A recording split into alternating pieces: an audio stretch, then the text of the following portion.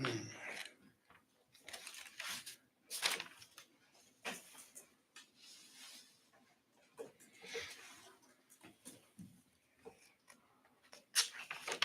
we expecting Miles to sit for us? You're right. Yes, Miles thinks he's gonna join us. It depends what mood he's in. All right, friends, are we ready to go? No time like the present. Recording in progress. All right, it is 6:30 p.m. So let's go ahead and convene the meeting to order. Any additions, removals, or modifications to the meeting agenda? I think there are a couple of quick little things. I don't see Miles, but there's something in the consent agenda, item E, the Mountain Gardeners plant sale. I would propose that we move that to F because it's actually a public festival permit. I think that's what you said, right? Yep, thank you. And then I'm not gonna move, I'm not gonna propose that we move the covered bridge inspection if Miles isn't here. We can just, can you move what if he I shows mean, up? if we can all agree on it, probably. Okay. Any other modifications? No. All right, seeing none. Number 2 is public forum. Is there anyone here for public forum? Digitally, as we don't have anyone here physically. Hi guys, I don't know if you can hear me or not. Hi there. Do you hear John Morris? Yes, I do indeed. hi, John. Hello, John. Hey man, I don't know how to get my camera working. I'm trying to. It says video, but I'm not showing up. I'll mess with that for a minute, but yeah, I'm actually here for the license renewal portion, and I just want to make sure I get myself on here and situated. Great. Let's see. I've got the Cousins I Brewing. was gonna say it's Cousins Brewing, right? Yes. So Good news, maybe. the good news is that we have you on the consent agenda, because I think that the policy, as we've amended it recently for the, for liquor licenses, is that the first time a business is applying for a license, they come and speak to the board. And then after that, we follow up 1 year later. But if you've already applied for one in the past, which I believe there are no substantive changes to the license that you're applying for, is that accurate? Yeah, the license itself is good as it stands. Okay, so my understanding at this stage is that we would be able to add that or include it in the consent agenda, which essentially means that it's already a foregone conclusion that it is passed. So I mean, Okay. you are welcome to stick around if you would like. It's probably going to be a little while. Yeah. But I don't anticipate there being any issues with that passing because it's With- already passed in the With past. mine itself. Correct. Yeah, so I'll just, for a quick heads up, I'm actually here to discuss a situation that's deteriorating as far as myself and my neighboring licensee and some public safety issues with parking all over the roads. And now I'm back open and we've got people parking up on Dana Hill, bottom of Dana Hill Road, the Woodlot landing of Baird's, China Fun, Mad Moose, and everybody walking around in the dark. And also taking advantage of the parking on my property. And I had to do an expansion on my parking to allow for the visitor center and the rec hub parking. And you know, now it's being used by another business without my permission. And I was sued for this in the past, the lack of parking. I was threatened by the board to not renew my liquor license for the lack of parking. I've added the parking twice now, expanded, and now I'm gonna be back in the same situation with the lack of parking and a lawsuit by Millbrook Auto, maybe again. So I'm actually here to make you guys aware of the situation and get in front of it. And I'd like to be on the record as, having a problem with the situation as it stands, and I'll be looking for some way to resolve it. I don't know what that is because I've spoken with the Shays about looking for off-site parking, whatever they need to do to try and rectify this and take care of the foot traffic in the dark. And they stopped responding to me about it, but they're booking shows with 150 tickets for sale ahead of time, and they have 24 parking spaces. And that's a problem for me. And I think it's a problem. It's going to be a bigger problem for the town and the emergency vehicles that can't get through the area. And this is all the stuff I dealt with 20 years ago. And now here it is again. When Egan's was there and when Sage was there and it was seated dining, people are coming and going as the night progresses. You have a reservation, you walk in, traffic flow spreads itself out. When doors open at 8 and you have 150 tickets for sale and you're zoned with 30 spaces and there's a coffee cart taking up a handful of them, it becomes a problem. So I just want to get on the record with those concerns. Okay, so that, I mean, as part of public forum, letting us know about that, that's Yeah, appreciated. For sure. I'll be perfectly candid. I'm not sure what the next steps need to be in this case, but we've got the town administrator here, and we will consult about. I'm not sure what needs to happen next. It sounds as if you've already tried to resolve this It's within signed off, businesses. John, right? This is like out front and to the side, to the west of your building? Yeah, and in the back parking lot that we expanded for the rec hub use. And then the Shays decided that was, they offered to pay me for parking. I said, I can't do that. I had to add 20 spaces for my own zoning permit to do the rec hub and the trail system back there and the visitor center. I can't lease parking to you. And my lawyer said, don't do it for liability reasons anyway. And please find other parking if you're going to continue with this type of volume in these shows. I think it's like they've had some really good shows. I don't have a problem, a good show in town, but I have a problem with the situation it creates. And like I said, I was sued for it. It cost me a lot of money from my neighbor who didn't want people parking on his property, and I couldn't work out anything with him. And I was held over the coals about adding parking for my property 20 years ago when I had initially put the rear parking lot in and doubled my own parking.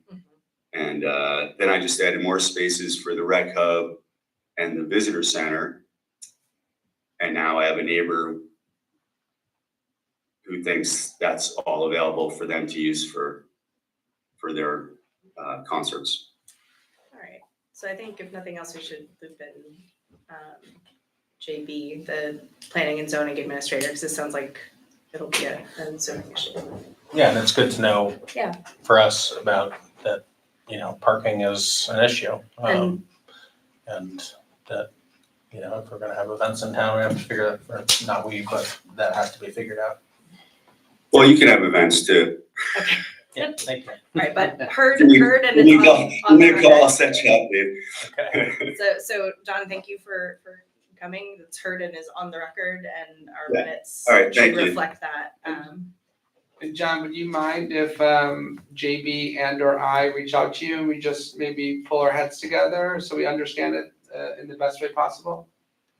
Oh, definitely. Yeah, and I'd love to help figure something out. I talked to the Shays about it and tried to talk to them and then discuss with them about, in the spring and summer when I was looking for a tenant, gave him a countdown to when I'd have to take this seriously about the patrons using my parking lot. I'm not the guy that just, starts calling the tow truck. I know half the people going there, so, I don't want to create that situation for neighbors and locals. But as soon as I wouldn't lease parking to them, they stopped communicating with me. Stopped returning phone calls and texts, and didn't seem to think it should be a concern for them. So I would love to work with you guys and figure something out to smooth that out. No problem. All right, well, let's start the process, and I appreciate it. I'll do what I can. Yeah, for sure. To understand it. Thank you. Yeah. And then we're good to go on the otherwise? Yes. Okay. Unless there's something that's substantively different, which I don't believe it is, the Cousins Brewing LLC is one of the first things in the liquor control board portion of the consent agenda, so you should be all set. Okay, awesome. Thank you for your Alright. time, Thank you. and we'll talk to you soon. Appreciate it. Okay, Thanks. thanks. Yep. All right. There isn't anything further for public forum. We're gonna go on to regular business. So item 1 is General White House parking lot completion with stay mat. And then we also have a conceptual design that I believe Anne Marie put together, and she's here as well. But let's go ahead and start with the question of the stay mat first. Sure. Thank you for putting me on the agenda first, too. I really appreciate that. Can you all hear me okay? We can Yes. indeed. Okay, so I'm here to actually ask for the permission for 3 maintenance items. There's an additional one that I will be asking for as well. The first one is the stay mat. It's when we completed the accessible ramp last summer, Travis Gendron, so his last name for the minutes is Gendron, Gendron, had extra material for the project. And so we thought, well, let's just spread it all out as much as we can. And he managed to get half of the parking completed. So he is saying that for $1,600, he can finish the remaining parking lot and tamper down the accessible ramp and include a harder material for the accessible ramp so that it is easier in the winter for wheelchairs and people to use. So I would like for the commission to have the permission to have Travis complete the project.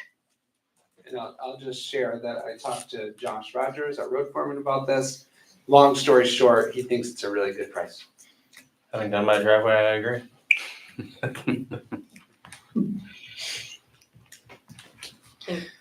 And that would fund, So do you want to get the permission for all 3 at the same time, and I'll just tell you the other 2, and then we'll just make one motion, or do you want to do it individual? Why don't we hear what the full scope is and then And just. I- Okay, And the town administrator report does talk about the windows, but I'll let you share that, Anne Marie. okay. So we have asked Joe Stager. He is a local handyman in town. I have used him for years personally on our home, so I can attest to his high quality.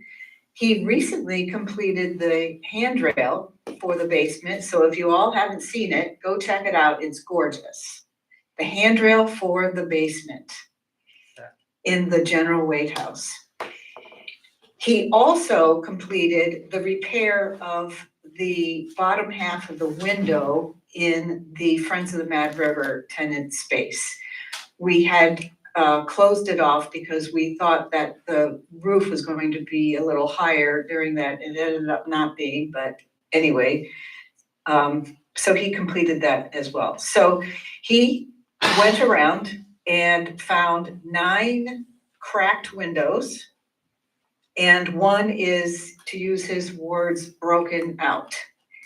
And he proposes to fix the glass at $125 to $150 each. The And that- next. Anne Marie, final that cost is like per pane, or is that for the whole window? Per window, so it's. The per window. I mean, because they're panes that are broken now, but it's a maybe, I don't. So basically, I would wasn't would sure. it look at the I mean, high they're not end, putting a like new window in. 1,350, or are we looking at? We're looking at 9 times 150. So 1,350. Yeah, I had the same question, Okay, thank you. and I don't know the answer. Okay, Okay? Yep. Then the third one, the third project that was approved by the commission, and we're coming before you for your approval, is to have photographic, historic documentation of the interior of the dairy barn. I have a quote from Barry Fisher, who you all probably know. She's a well-known professional photographer in town. And she said that for $600, she can take 25 plus photos of the interior. And this $600 includes 5 that we select. 5 of those photos will be in 11 by 17 black and white format, framed, so that we could hang them up on display once the dairy barn is finished. So we approved last fall gutting the dairy barn, except for a couple of architecturally unique items, the staircase being one of them. We mentioned at the time that we're going to have, wanted to contract with a photographer Mhm. to do this work. Mhm. So now this is the proposal to have that work done. Mhm. So we've already approved the gutting of the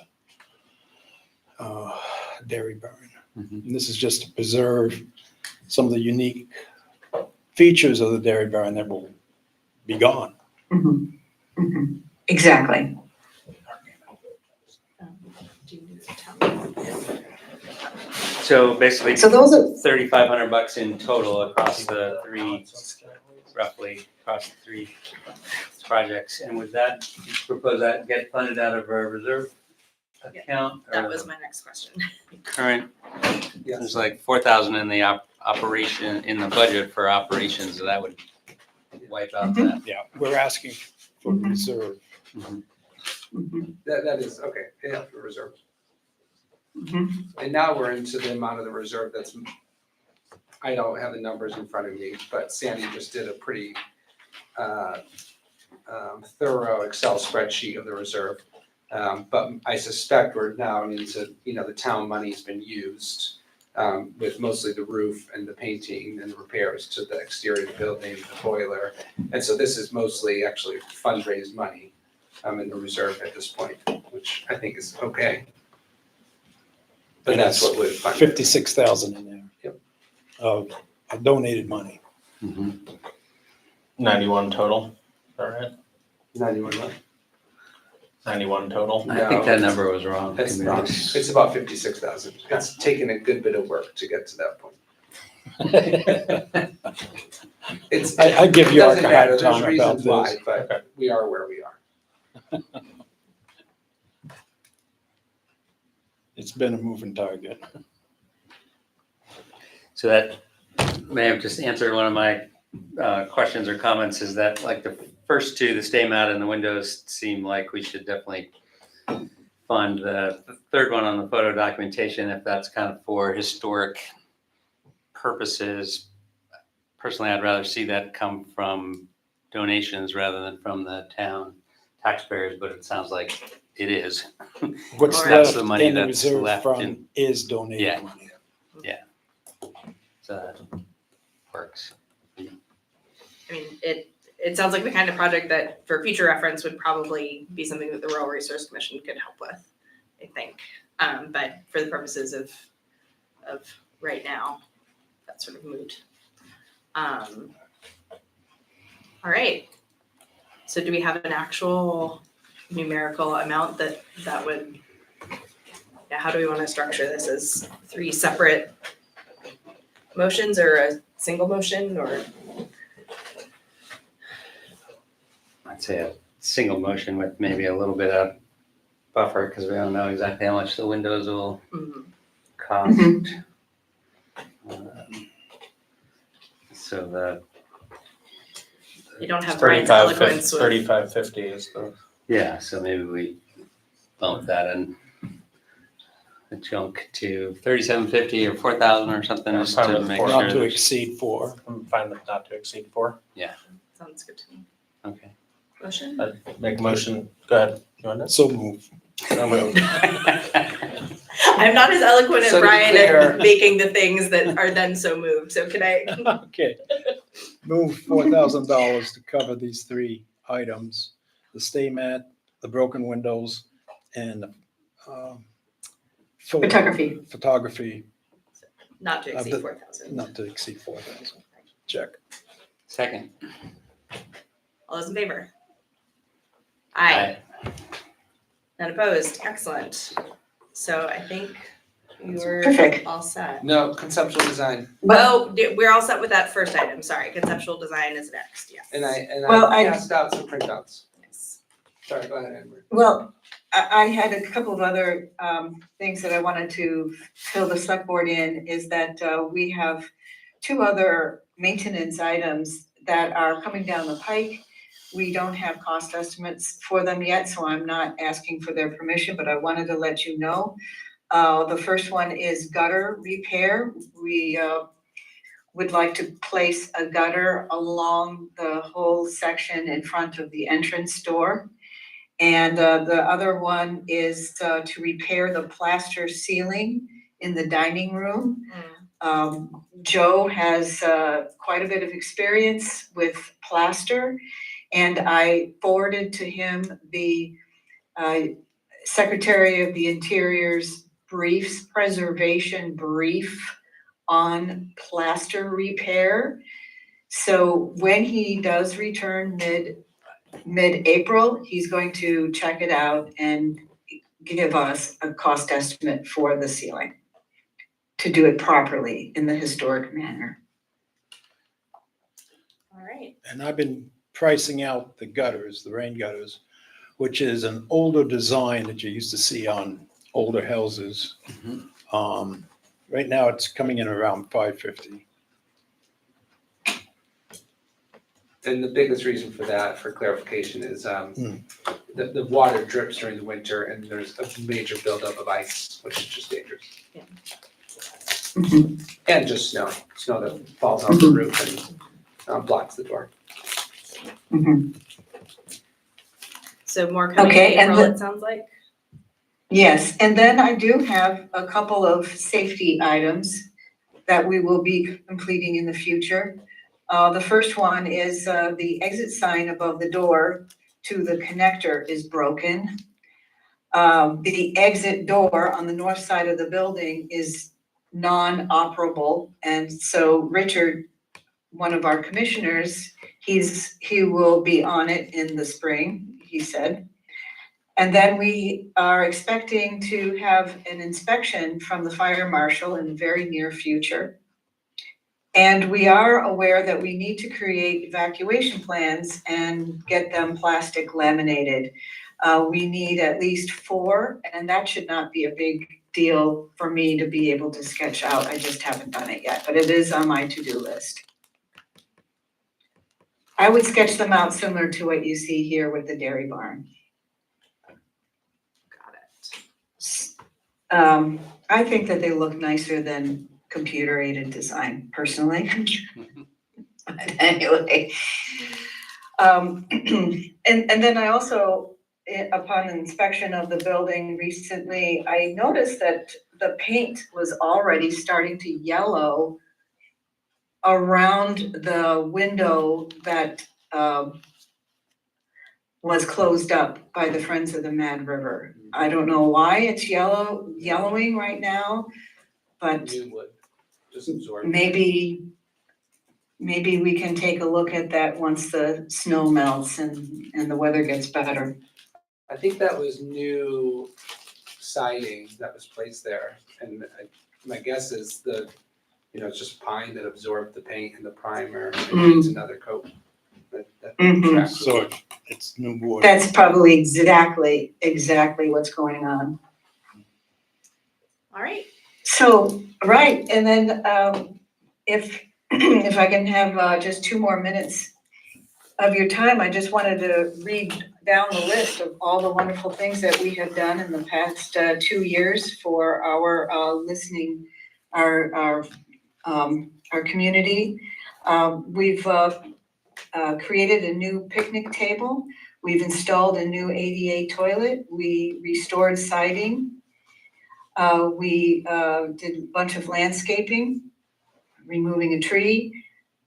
We repaired the flashing. We exterminated powder post beetles. We cleaned out the basement. We placed an ADA compliant pathway to the entrance.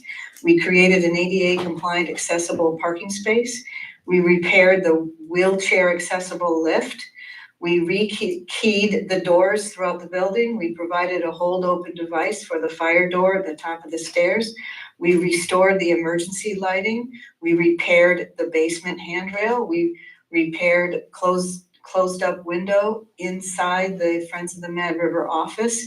We improved the stormwater in the parking area. We replaced a door deadbolt to the Friends of the Mad River lab room. And we installed a temperature sensor to the furnace. And then for our long-term projects that we completed is we replaced the cedar shake roof with a new aluminum roof that looks like a cedar shake roof. I mean, it looks excellent. We restored the shutters, we painted the exterior, and we replaced the furnace with an energy efficient furnace to provide it and to provided its own circuit breaker. That's it. We now have leases with all of our tenants that we haven't had for 10 years. So it sounds like a And- lot that has been accomplished, for sure. I just want to say, Yes. yeah, Bravo. good job, great work. Okay, now, moving on. Now, the purpose of this, of my proposed drawings is to get permission from the select board to begin fundraising. This is not an ask for money. It's just to demonstrate what the commission has in mind for a future job. I did receive a cost estimate to lift up the dairy barn. It didn't include putting down the plumbing, but lifting up the dairy barn, then the plumbing would be laid out. And then a concrete slab on grade installed, and then place the building back down and have it tied with hurricane ties for $75,000. Now, we debated the commission on whether to have slab on grade or a crawl space. I thought a crawl space would provide the maximum amount of flexibility for anything in the future, but a slab on grade is significantly more practical and less expensive. But if we do go the route of a slab on grade, then we need to know where the toilets would be located, hence these drawings. Understood. So that's the purpose of these drawings. Now, primarily, the difference between the first one that York included, that first one is basically design number 1, but without the front entrance layout. Now, you see in the front entrance I kept the existing platform of the connector, and I'm building walls with a barn door. The idea here is that the Mad River Paths stuff could be still contained within this enclosure. And then a 6-foot wide opening and pathway to the dairy barn can be provided. It would clean up the space tremendously. I have to give Joshua Schwartz credit for this because it was his idea. He and I were standing outside there last week, and I was saying, boy, there's a lot of stuff going on in here, and Josh basically said, Misha would do well with whatever you gave him, Emery, so there should be room in that space for the 3 bikes and all of the things he's got hanging on the wall in the connector space. There will not be the room for the canoes, however. Maybe he might be able to get a canoe or 2 on the ceiling, but I don't know. So I see a panel or something on the screen. I don't see my drawing. You don't see your drawing? I do not. Well, we're able to see them. We Well, have there's one printouts there's here. one that, I think the first one didn't print out. Dairy Barn 1 and. So there are a couple of So here's conceptual the first- designs. Here's the first drawing. We have 1 and 2. There you go. And this is, I do the same thing. Okay. It doesn't work. So this is the one that she did not print, I but is see. in the town administrator. Okay, but for all intents and purposes, the bathrooms are in the same place. It's exactly the same, exactly. For all intents and purposes, the only difference is it doesn't have that configuration with the existing platform for Misha's stuff. And sorry, Misha's stuff would go on the existing platform or would go in the Yes, new enclosure? Basically in here, yeah. Yeah, I won't get too far. yeah. Yeah. Well, see, what you see on the screen now, with that design, without the enclosure, you would see all of Misha's stuff. Here. Fred, you wanted to say something? Yeah, I don't think we should get too far ahead on that connector, because that Yeah. connector may have to come out. Most likely Oh, will yeah, have to come out the connector will definitely have to come out, when we jack up definitely. the barn. During, okay, The connector is tied into the Yeah. roof on the barn. Yes, So if you understood. go to right, So so jacket.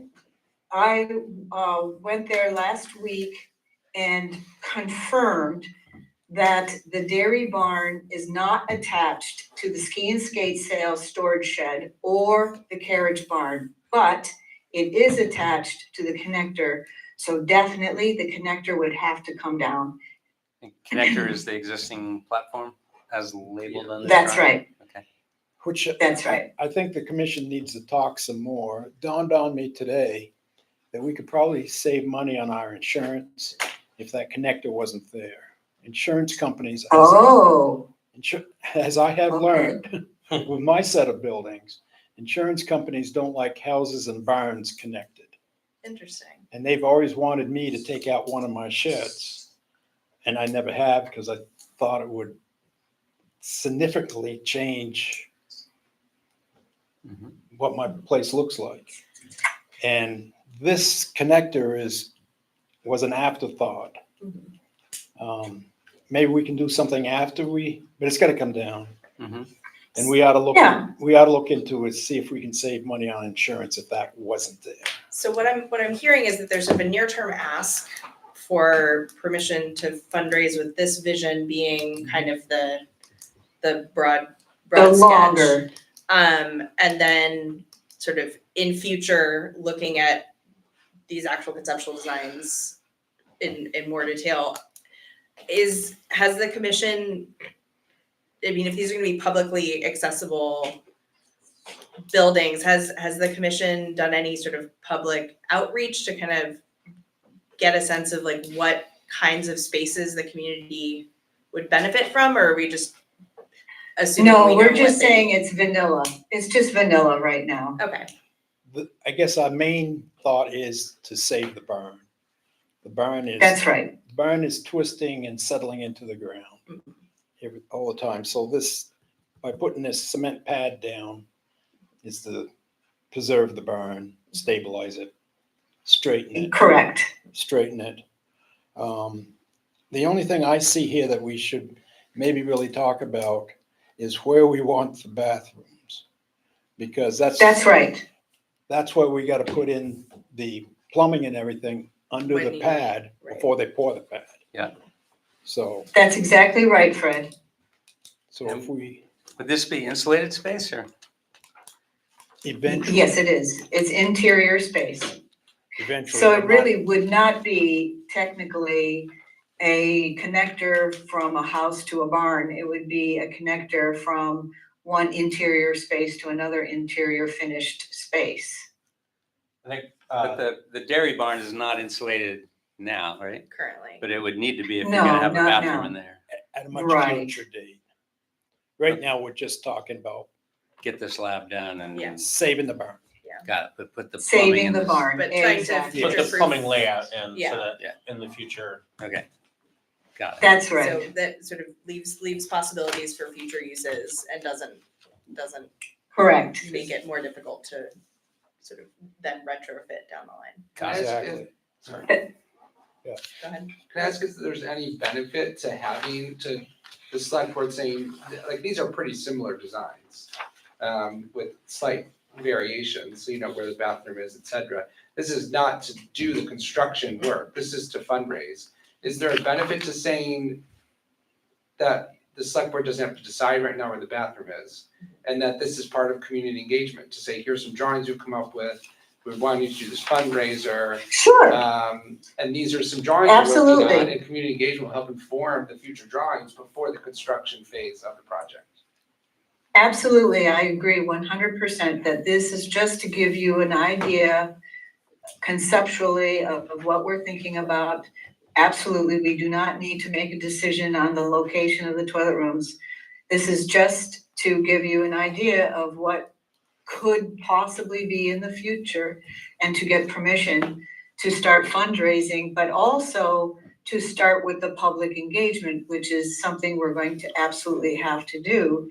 And now I've got drawings to begin the process of the public engagement and to have an actual project to fundraise for. So, okay, so you're looking for permission to begin fundraising or is it just to begin fundraising? Is that? To begin fundraising for the stabilization of the dairy barn.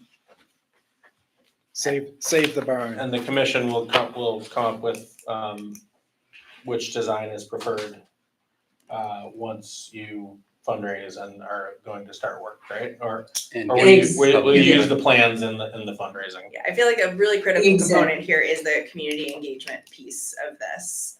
Because I think Absolutely. visioning in a vacuum is really sort of has limited utility and, Of course. all right, so do we actually need a motion for this? I know that Brian just, if I remember correctly, thought that would be good to come together and for the select board to say, yes, don't quote me on that, but something to that idea. Yeah, and I just want, and there may be things I'm not thinking about, but I like the one with the conference room in the corner with the multiple windows and Yeah. the toilets in the small closet. With the one window. That's my Yep. weigh in one time on that. Yeah. Yep, I I had concur. the same, I same concur. thought. Plan Though it number would be a one. very nice toilet, corner Well, toilet. yeah. My, Nice view of the front door. I agree, that would be so much nicer to have those cute little windows in the conference room rather than in the toilet room. But I was just, trying to see what other kind of solutions. And then what I envision for that is that the big space in between is like a breakout room Yep. that could be used for registration for a conference, or maybe it could be used to store chairs for the carriage barn if the carriage barn space needed to be completely cleared. You know, there's all sorts of things that could happen in between that space. All right. But what the commission voted on is the next big long-term project that we wanted to tackle was the stabilization of the dairy barn, and we wanted to make sure the select board was on board that that would be the priority. So I guess we're looking for a motion to prioritize the stabilization of the dairy barn in future commission Correct. fundraising efforts and community outreach. That's it. So moved. You beat me to it. Second. Do we have a second? Okay, we have a You did second. good. All in favor? Aye. Aye. Okay, great. I think Okay. that's, Follow-up Yeah. question, just permitting requirements. I know obviously it's historic preservation would play a role. Yeah. Mhm. Have you looked at that enough to know what we can do and what we can't do? In what we can and cannot do in terms of, Well, like, are there historic preservation restrictions that's, I don't that think that would the control- conservation easement, I would want to see that in writing, but I know that there's a conservation easement of some sort for the property, but I'm not sure exactly what it covers, and Preservation Trust of Vermont holds that Mhm. easement. Mhm. We'll have to look into it.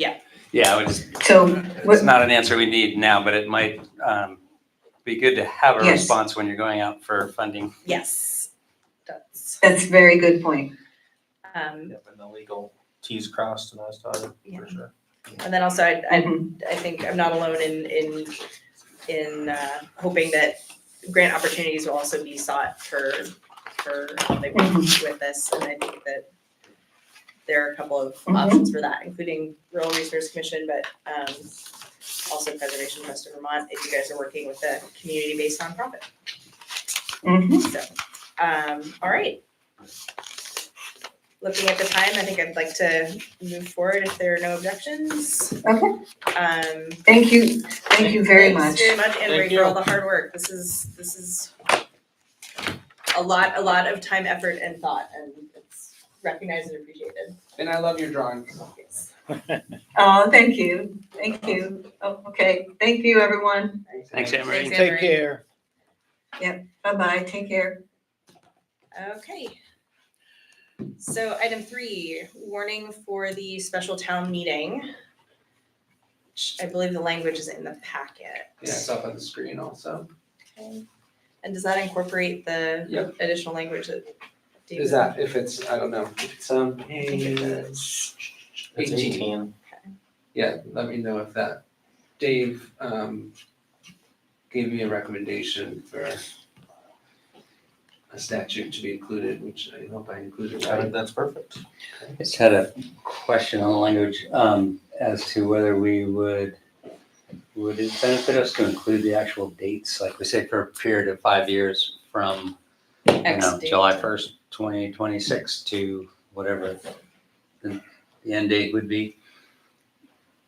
Because this, to me, it's not clear when the 5-year period starts or ends. Yeah, if we were renewing it before it was expiring, then it would be clear, but Well, Since it it's- expires at the end of this fiscal year, June 30th.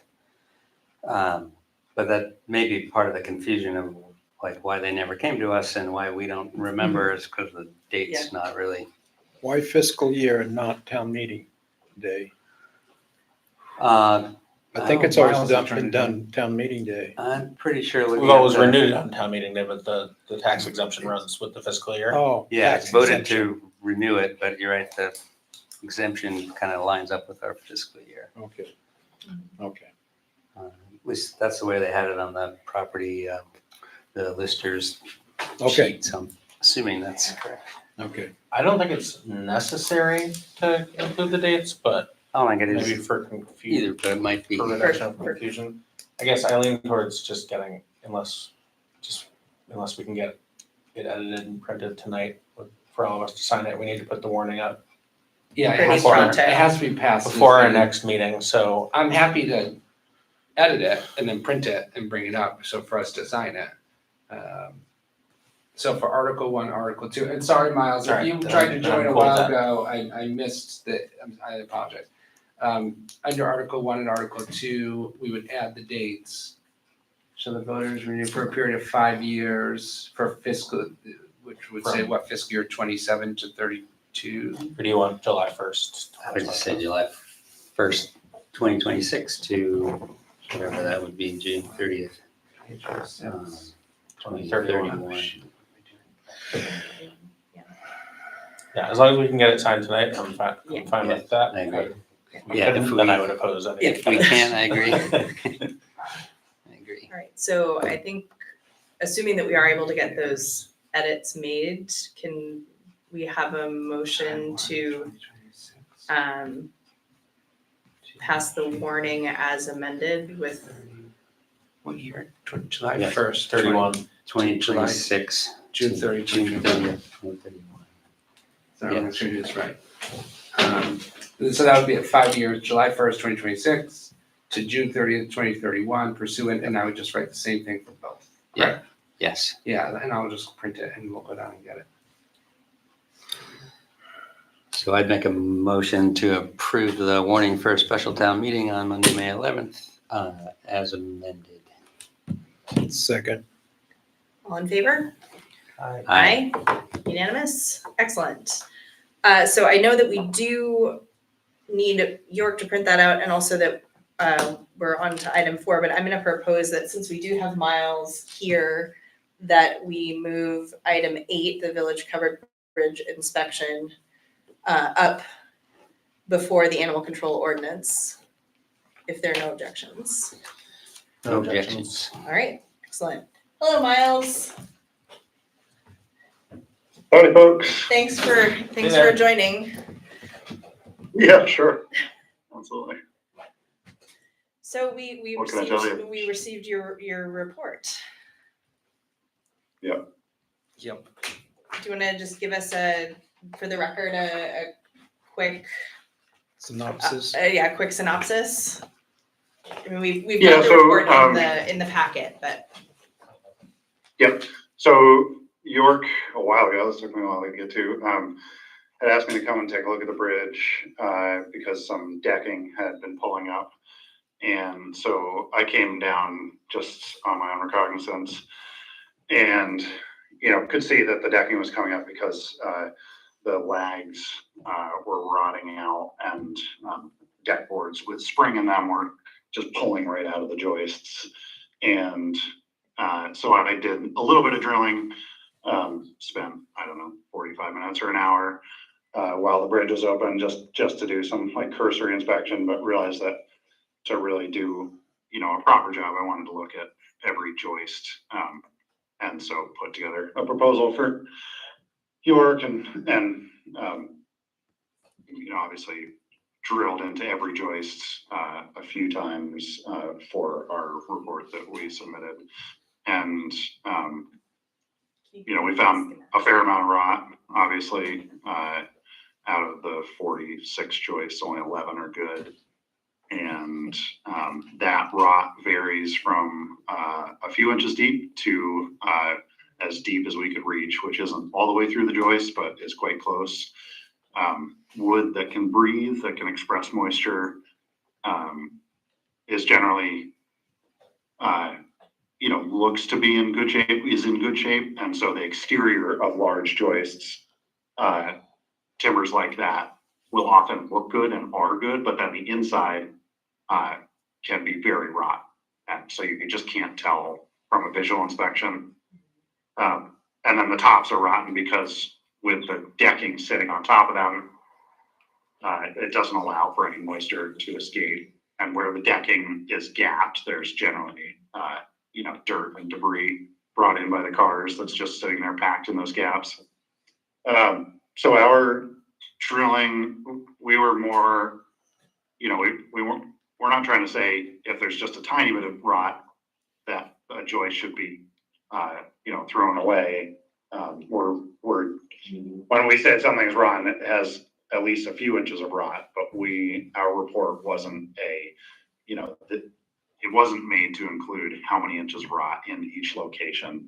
We're just trying to give a simple, this is rotten, this is not something that we believe is in good shape, or this is solid, and we think this piece is perfectly fine. So I know that the V-Trans is asking for depths of rot, and that's just not something that we kept track of as we drilled it. It would have taken a bit more time, and we were trying to be efficient. Understood.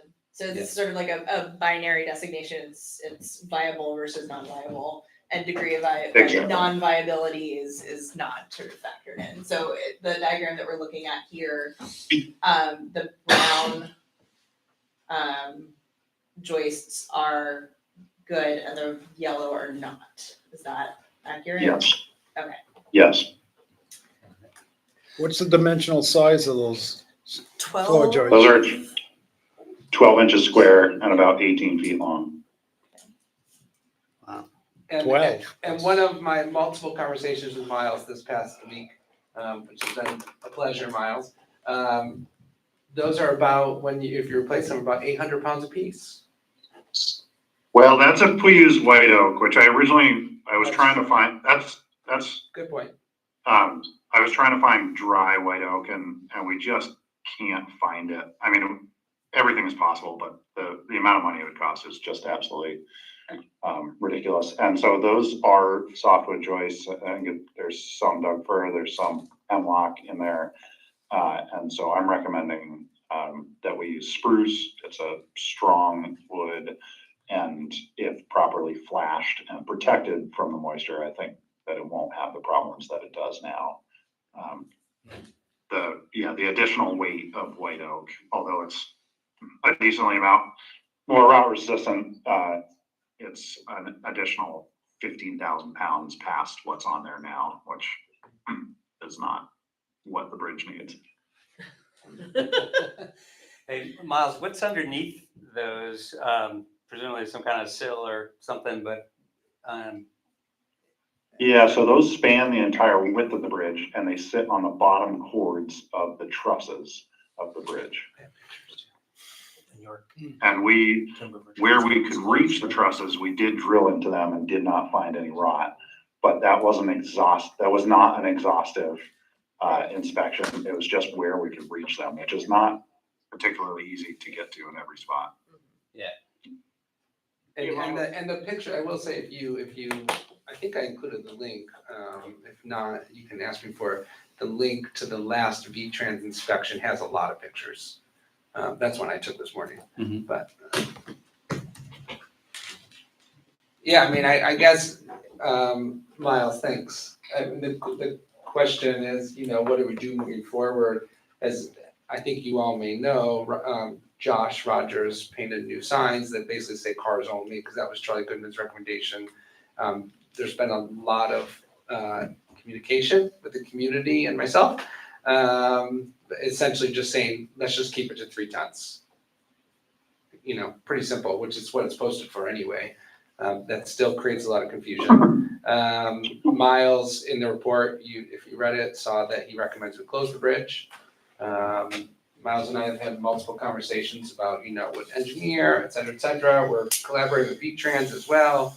But I'll quote, it won't be a direct quote, but Miles essentially said to me Friday, there's no real reason to say keep the bridge open, but multiple reasons to close it, which is what your report says. And so for full disclosure, there you have it. Is that right, Miles? Yeah, I mean, from my side, I don't want to fearmonger. That's not how we get work. We're plenty busy. I just, those timbers are quite rotten. I mean, we would be saying that, drove it into every one multiple times and found quite a bit of rot. And for me, liability wise, originally I was thinking I know timber frames are really strong. We've worked on hundreds of them. I've looked at thousands of timber frames, but it's all I do all the time. It's my vocation. But while it's obviously holding traffic and it has held traffic, if somebody was to go through that bridge, I can't, in good conscience, with that being a possibility, say that the bridge is fine. So while I think that the chances might be low, I cannot stand here and say, I think that the bridge should be left open because I know that it has significant issues. And correct me if I'm wrong, the plan is to have some work done on the bridge this summer. Miles is Correct. working on a quote or two for the repair to the bridge, and given our procurement policy, I will reach out to one or two more firms who do this type of work to get quotes also. But Miles essentially said that he could provide a quote, but the timeline is tough. However, if we have an emergency, he would drop everything and come the next day, but that has a cost to it as well. And so I think the expectation, or what Miles was thinking, is that he would provide two quotes. Basically an emergency repair and a non-emergency repair that would be good for his schedule. Is that right, Miles? Yes. And what is your non-emergency timeline? Do we know? Mid to late summer. Okay. Late summer? Mid to late. Mid to late? Yeah. We are fully booked. We will fit this in. We like working on bridges. We like working for the town of Waitsfield. We can fit it in. And like I said, we could fit it in immediately, but it's expensive. We do charge extra for emergency work. What would the timeline, we would obviously need to, Close. depending on what we decide on the timing of closing, we need to close it for the repairs at minimum. Is that a days, weeks to replace, like if we went for replacing all 46 of those joists? Yeah, so to replace, even if we just replace the rotten ones, the 35 rotten ones, we still need to pull up the entirety of the decking. Yeah. So at that point, we should at least, flash the ones that are good, and we'll see, if the ones that are good, maybe there's some rot. I'm not, I can't say that they're 100% good.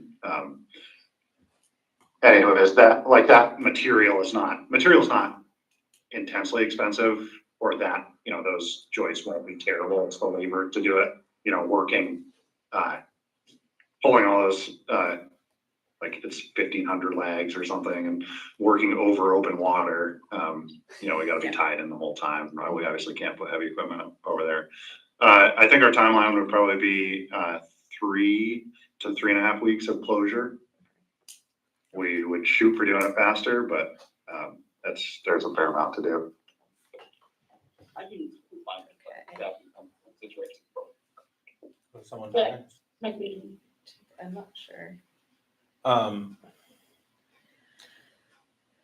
Yeah, and I was just talking with York about the Timber for Transit grant. So have you talked to them? And I haven't talked to NBRC, but I did talk to V-Trans today, and I am almost done with an application for the structures grant, which we haven't received in a few years. And which could be promising. could you also look at the one that I forwarded you?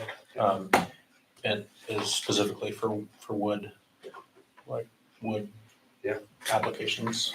And 2 bridges have been funded in the last 2 cycles. Okay. For over $500,000 each. Yeah.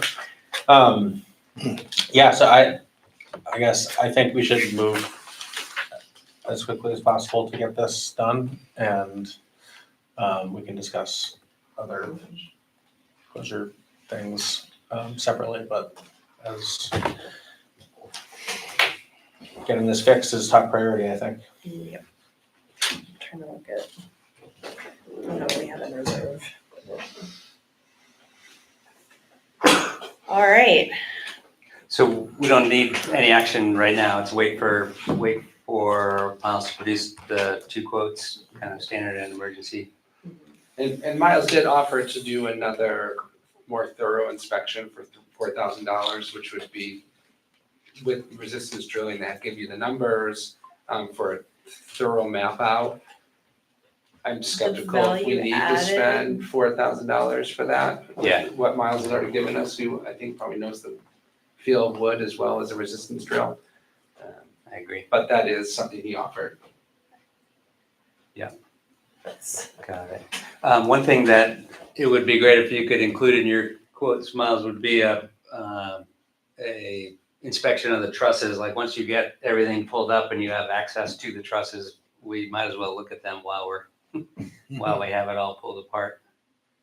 Oh, we absolutely would be. Yep. Great. Yep. Okay.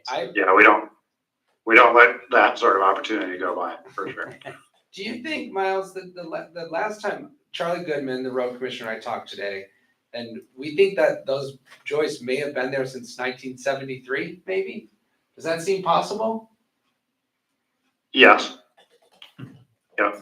12 by 12, that's a big piece of wood. They're 18 feet long. But if you look at the V-Trans inspection reports, it says, at least the last one's probably many, that debris that gets stuck, like Miles talked about, that just holds moisture. And without any flashing there, which Miles is, recommending we add, that's what I would think would, it's just salt and grime and water just held there 24/7. Yeah. I think that's really impressive to be, I don't know how old that is, 53 years old. But Yeah. it sounds as if Pretty good. if the flashing is introduced for this next, just thinking sort of future proofing, it sounds like that would make a significant difference in the longevity of future repairs. I believe so, absolutely. Great. All right. So it sounds like no action needed for this evening, but we'll look forward to hearing back from you, Miles. Thank you for the work on this so far. And we'll look forward to hearing sort of what the emergency versus non-emergent quotes are, and we'll do our due diligence here to get additional quotes, because I think there is a desire to move quickly. Right. A necessity, a A necessity. necessity to move quickly. All right. Any other questions for Miles? All right, now. No, thank you Thank very you for much. taking I the know you're time. busy. Thank you. Thanks for your time and attention on this. Really appreciate it. Absolutely. Feel free to reach out. Have a good night. You Thank too, you. thank you. Thanks. Whew. One thing that, 3 to 4 weeks in the middle of summer is the worst possible time. When I to talked to cross the Charlie bridge. Goodman, Yeah. he's like, we can't do this in the summer. Yeah. He's like, full stop. It has to happen mid-May to mid-June or not at all. That's basically what Charlie Goodman said. Who Well, said this? Charlie Goodman, Oh. he felt pretty strongly closing the bridge for a month in the middle of summer. Yeah, I think it's before July 4th or after October 15th. But we don't have much of a I know, that's the Option. dilemma. Like, first we'll see time. I think it's a great idea to get his differential pricing, like, He made it sound like it could almost be double, but he didn't say that. But like when we were talking, Yeah. So that'll help inform our decision, because closing the bridge in the middle of summer would suck for all our visitors that love to use it and walk across it. It wouldn't drive be to good one. any time of the year, really. Yeah, Wouldn't, but degree of not badness. Yeah. But For, we don't have an option. We need to get it fixed as quickly as possible. Yeah, I mean, If he's recommending closing the bridge until we fix it, he strongly recommends it, really. I mean, we've had a lot of conversations about it. and I really trust his judgment. and where is V-Trans on this right now? V-Trans, it's been kind of an exhausting week. V-Trans would really like to know exactly how Ryan, and so I called Miles back. He says 3 to 6 inches on average. Most of them are about 6 inches. So his drill bit would go about 8 inches into the 12 inches. And he said the majority of them, at least 6 inches would ride. Like as in the top 6 inches. And that's of the So 12. it's by half feel, you can Yeah. feel. Oh, yeah. I mean, anyone that's Yeah. done wood. And he Sure. said, so then you get to one and it was really hard, one of the 11. And you're like, oh yeah, that's what wood's supposed to feel like. Because they were so soft. So they're half gone. so basically the state would like a more nuanced numerical value than the binary Yes. sort of good, not good. For them to like give a recommendation. I tried to see if they could come and do a re-inspection. He's like, this summer, we could probably do it. So But what benefit do we I- gain from So that? just returning to the $4,000 drilling. Yep. More detailed, is that gonna be necessary to get anything from the state for the structure grant? Cause they're gonna say something like, well, how rotten is it? I don't know. I think they're not the same thing. I don't think Spencer Howard, V-Trans Bridge Inspector, is the same as, like, this is District 6 V-Trans structure grant, which has very little to do with Spencer. I'm just nervous that Yeah. District 6 is gonna call the Vermont Bridge folks and say, this inspection looks fine. You know, like, and the bridge people will say, yeah, we don't know how rotten it is, so. Yeah. Still fine. That's just It's me valid. being nervous. Yeah. And Miles would love, he's been wanting to buy one of the resistance drills for a while, which are quite expensive apparently. And he said he'd just buy it then if we decide to do it. And he actually sent me,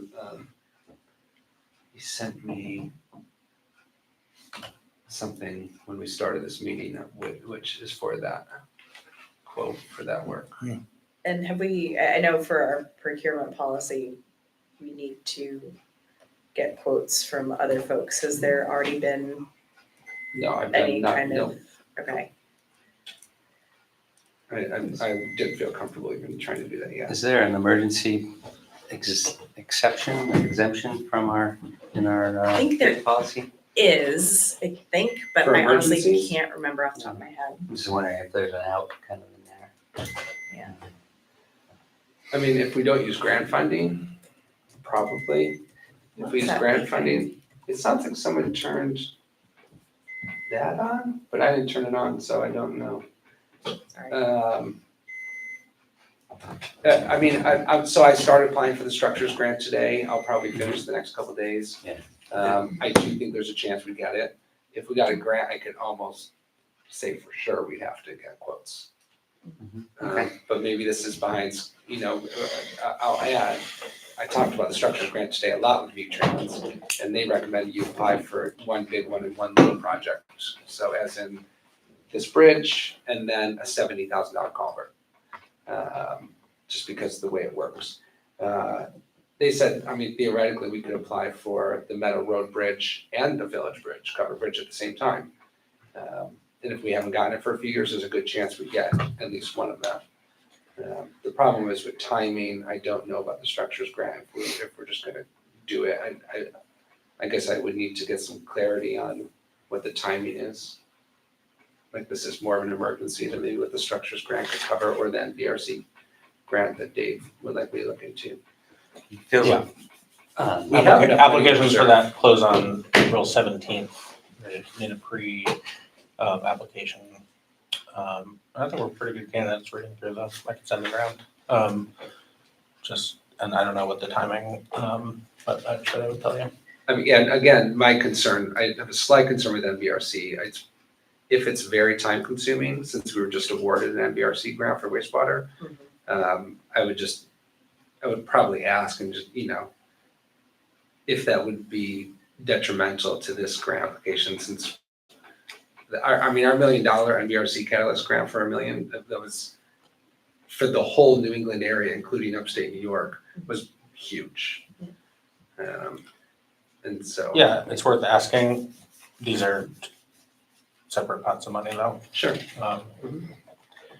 yeah, it also feels like there's no downside really, that I can think of anyway to submit the grant if you're already almost done with it for the Well, for the structures. structured grant. Yeah.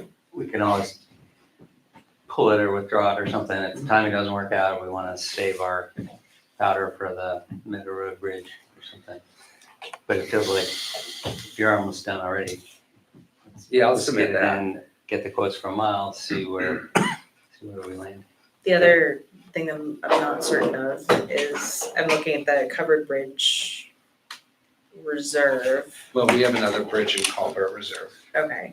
I was gonna say, because the covered bridge reserve says fiscal year 27, we have 25,000 allocated.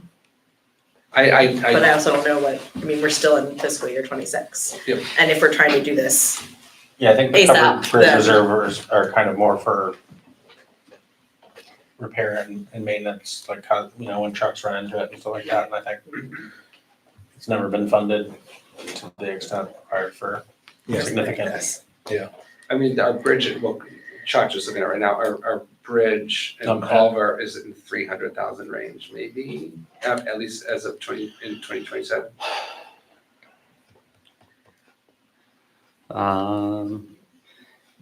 Yeah, after 50 grand adding to it this year, 250 roughly. But then we also added a percentage of the lot money to it, right? That's right. So that would be another 25% maybe. 100 grand or something, yeah. I mean, in section 3 vendor selection B, we do have a bid out.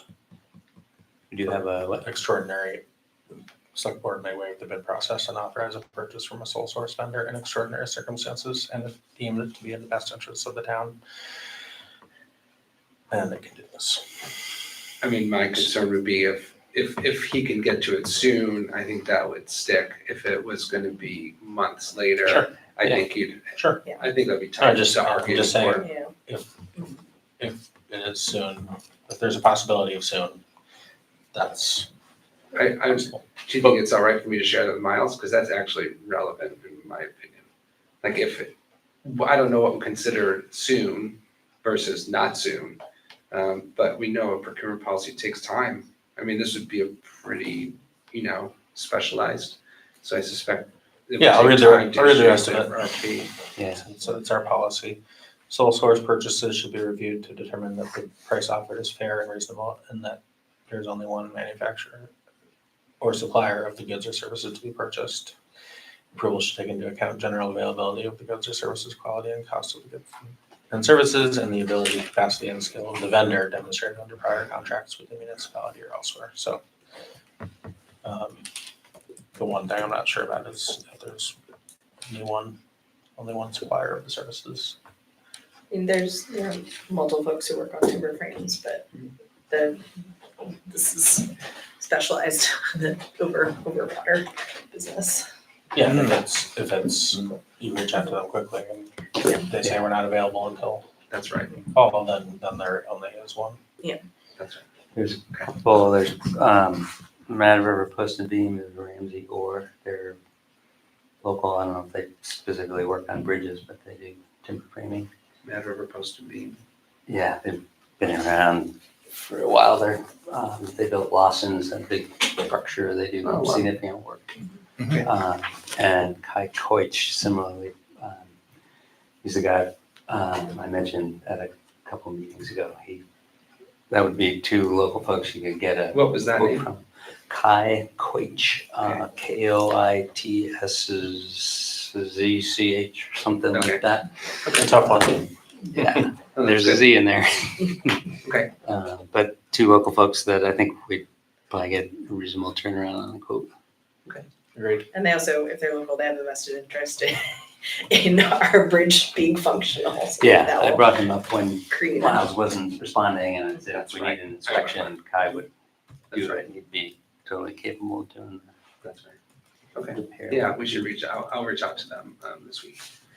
And tomorrow even if I can get a hold of them. So it sounds like we have ball rolling on getting more information from Miles. There's also the question of to close or not to close. And also it's posted at the bridge has signs on it. I think our traffic ordinance is such that that's a strong recommendation. Right? No, you're correct. I'll add to the traffic ordinance that I need to bring to the next select board meeting because for the Washington County Sheriff's contract, now they're requiring an updated traffic ordinance to go along with it. And they told us that when they said we just pulled someone over and you're not gonna get any money for it because the ordinance wasn't updated for the speed limit. I thought we just did I that. thought we Thought did we it for just barely everything did except that. We for. didn't pass it. Because we couldn't come to an We agreement didn't, on I don't think that. we passed the ordinance, did we? Did we pass the ordinance? Am I losing my mind? It might be. I thought we did. I thought we. I know we Oh, talked about it ad okay. nauseum, but We did. but I don't know that we passed it. besides the? Why would think Why we did the wouldn't we bridge have? limit for the Meadow Road Bridge and You didn't might be update right. the other ones and passed I them? might be right. She wins. All right, I'll take care of that. But I could be wrong. No, you might be right. Which goes back to your question still, of if you want to do that. I mean, Because a lot of people have reached out and said, well, what are we gonna do? How can we stop them? And the answer is, I don't think we can do anything except educate. I mean, there's also, I mean, the police could be, I feel like people are on their best behavior if they know they're being watched.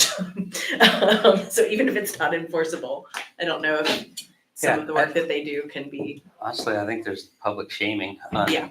Seriously, on Front Yeah. Porch Forum Yeah. and in the paper, like if there's a,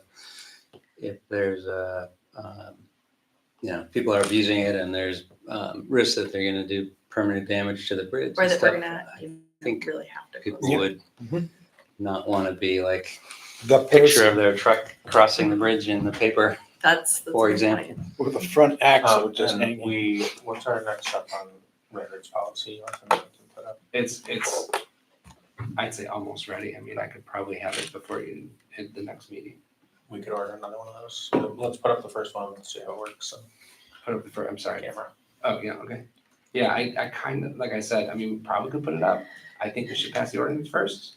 Yeah, but we have the camera for Meadow Road, we don't have a camera for That's correct. Bridge Street. We'll even have to pass the ordinance at 60 days before we can. Yeah. Before it's in effect. So I think, York, when you said there's been a lot of communication with the public, has that been sort of unidirectional and people have been communicating at you? Or Yeah. have we been doing outreach to let I folks mean, know? we're what's the going on? cover of the Valley Reporter, Mhm. and I did a Facebook post. Mhm. And people, ever since the sign has gone up and maybe the Facebook post, started emailing and texting. Okay. I mean, not a lot, but 4 today. Yeah, that I got. I think we can People say really encourage people to encourage their neighbors to respect the limit, because we really don't wanna have to close the bridge, or we don't want anything. Totally non-scientific response to Miles' comments, like if he's getting 3 to 6 inches of rot on a 12-inch timber and the weight of your vehicle is distributed over lots of those timbers, that doesn't feel like an emergency, like we need to close the bridge tomorrow to me, but totally non-engineering. Charlie Goodman response. agrees, and I think V-Trans mostly agrees. There's also the consideration that, I mean, beyond sort of, I understand his conscience, if something were to happen, not being able to Mhm. live with yourself, I get that. There's also like a liability component for him if he says that it's fine and then something happens. And Yeah. I get that there's an abundance of caution that needs to be introduced into that. Can we also source, or what do you, a 1 car at a time sign?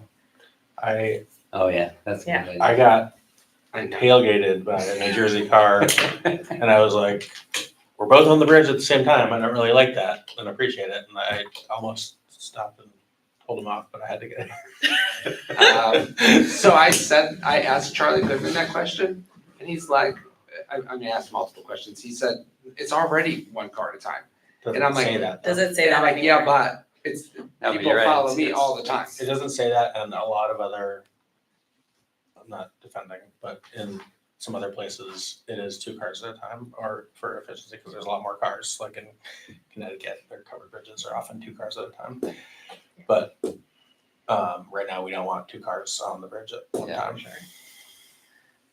A former board chair, I John think I'm more Davidson, was concerned with- famous for stopping in the Really? middle of the bridge and yelling at the person behind him. Oh, really? Oh, I didn't know Oh, I that. could have Okay. continued the Oh, yes. Not too late, Dave. Pick up the mantle. All right, next I was time. close. I do wonder, just informally, I mean, the chamber does a lot of interfacing with tourists and folks who, I know that when I invite people to come up here, I tell them about how to handle the bridge, because I certainly didn't grow up with covered bridges. I didn't know sort of what the way to do things was, but I wonder if that's part of maybe how the chamber orients tourists, or if that's something that they could include in their tourist information. It's sort of a quaint little, Is that, I can ask Eric, yeah. Yeah, and learning to send, you know, if someone's bringing your refrigerator in their van or truck or, you know, or is taking away your portalette? explaining how to take Tremblay, is much better than having them call confusedly from the bridge. Or even worse, hit the bridge and then just keep Yes, or going. even worse, hit the bridge. Okay. Is there, No, I Any just, further I mean, action I we don't know, but yeah, I just agree. I mean, it's frustrating when you get calls that are like, a truck just went over with a plow and sand in the back of the truck, which is probably 5 or 6 tons, you know. It's like, oh, gosh. Nope, that's Maybe. good. I think we can maybe encourage folks to talk to their neighbors and their family, and please ensure that we're able to keep the bridge open by respecting what Josh and Charlie have put out. And then next meeting, are we gonna find out what the story is with the traffic ordinance? I think you're right. I think I remember hanging it. I'm just, it's been a couple months. I was like, just it thinking was about the last village cover. fall. I'm just remembering Village Cover Bridge, and so that's on the top of my mind, as opposed to just the updated traffic ordinance with the speeds.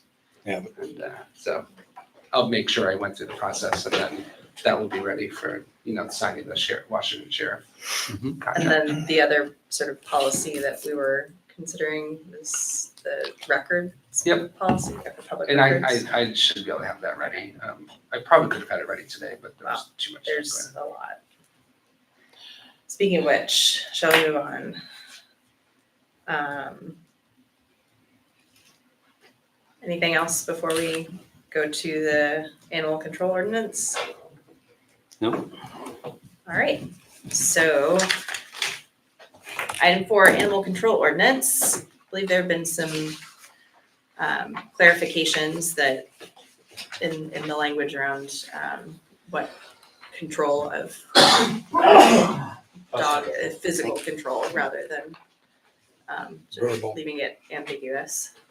Do you want to? Animals at large, animals, dogs at large is referenced in 2 portions of the ordinance, and they didn't match. I thought I went through it, Me too. it got biased. So it needs to say the same thing in both spots. And I strongly advocate for physical control of the animal. And that's what the other 3 towns in the valley have in their ordinance.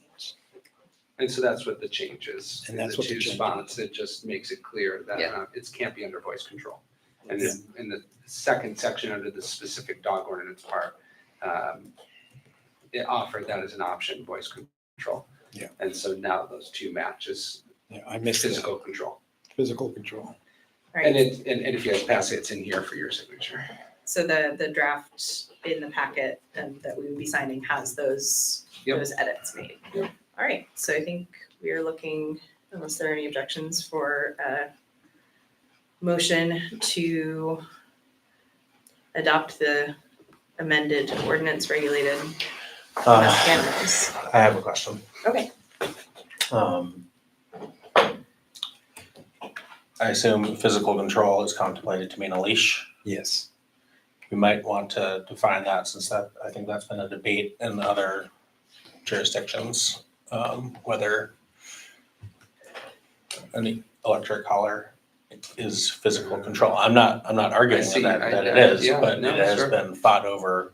And so we may want to say that, Define. to say what physical control is. I don't know. I can't argue with that, to be honest. I just don't want there to be Ambiguity. ambiguity or people arguing about it. I don't know. For me, physical control means a physical object. But I also would like it as ironclad as possible, because this is one of the major violations that we have. Mhm. There's dogs running at large. You can pick up Front Porch Forum almost any day and see dogs. They don't call it dogs running at large, but that's what they're describing. Well, we can just get rid of physical control. Leashed, fenced, or being led on a lead, which is the same as leashed, I think, but. Yeah, I guess, like, just, I didn't think of this last time we were talking about it. But because we say being led on a lead or otherwise under the owner's physical control, like, in a lot of lawsuits, you'll fight over what that means, and you'll say, well, you said led on a leash, and then said this other Or- thing. And so what does that other thing mean? I guess that could be a strap, or, I don't know, but that's kind of still a lead, so I just, Your How about- suggestion? being led on a lead and under the owner's physical control, that kind Is of it fixes a it. or? So get rid of Just or get- otherwise. get rid and of or and- otherwise. And that's only under E running Is that- at large. What do you think? I'd like it ironclad. That's more ironclad. Well, you could also say electric collars are not. It's not considered physical control. Yeah, you could also just say, leave the sentence the same. And Electrical collars is not considered physical control. We could do both. Or on a lead and under owner's physical control, electric collars is not considered physical control. I mean, is overkill too much? Nope. Not It's on not this, pretty, in this but- case. not in this case, exactly, yeah.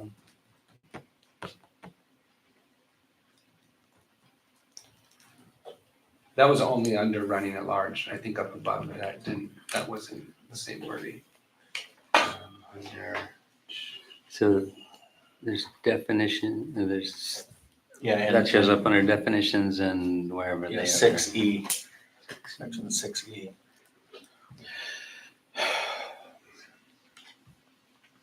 Thank you.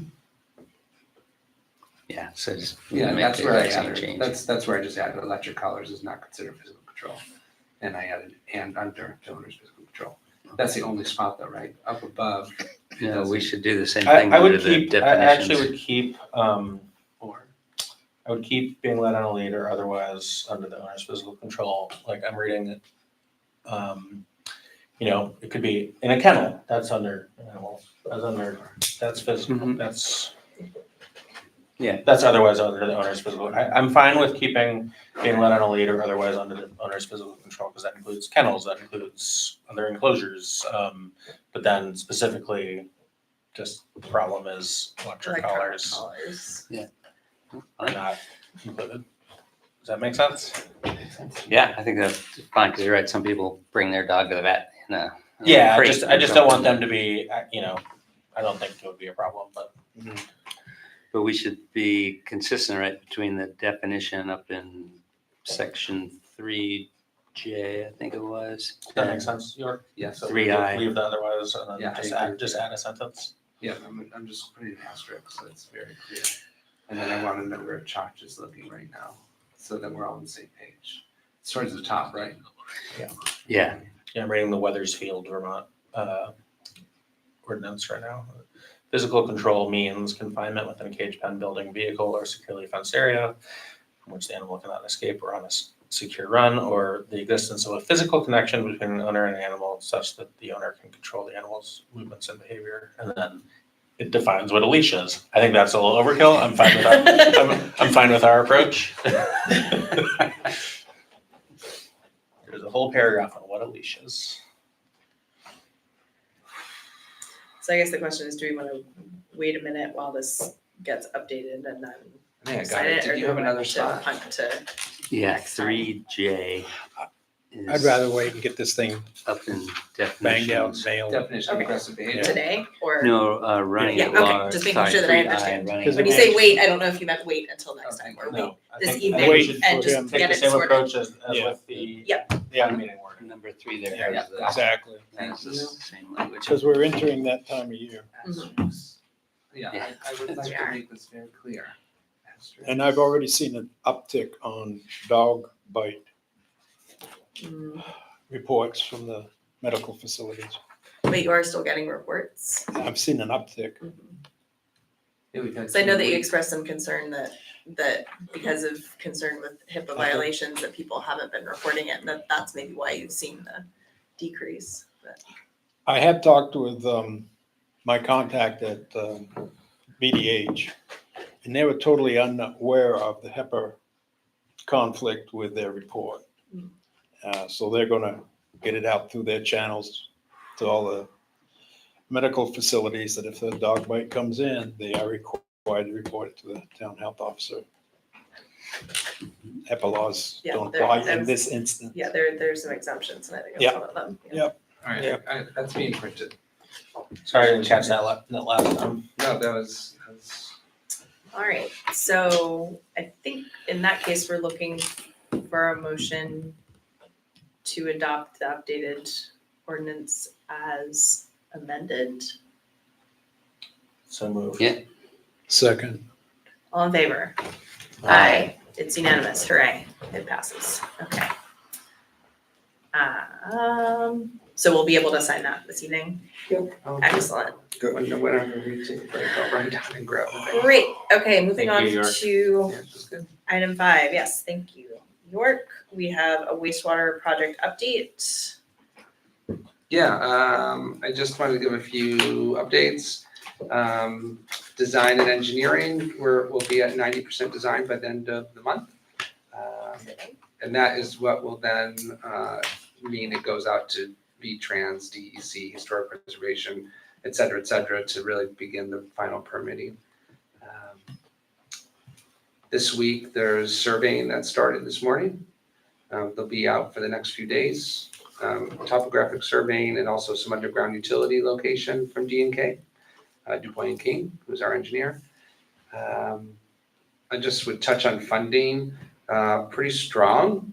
$649,000 grant from USDA, a $7.5 million loan from USDA, NBRC Catalyst, $1 million to connect the school to Irisville. CWSRF, Clean Water State Revolving Fund, funding and early construction with up to $1 million in loan forgiveness available. Our understanding right now, and Chach will meet about this soon, is that we may need to meet the June 30th deadline for that, which would mean at least a $2 million loan to get that $1 million grant subsidy by the end of this fiscal year. There's some things that we need to figure out about that. Yeah. I also submitted $2 to $3.5 million congressional discretionary spending requests. I did Senator Welch's office. I think I submitted that Friday, and then worked this weekend and today and submitted Senator Sanders' CDS request. And we've had conversations with both of those offices. We were on their list in 2024. Does that sound right? And in the end, we did not receive that funding. But I think we're in a much stronger position for that now.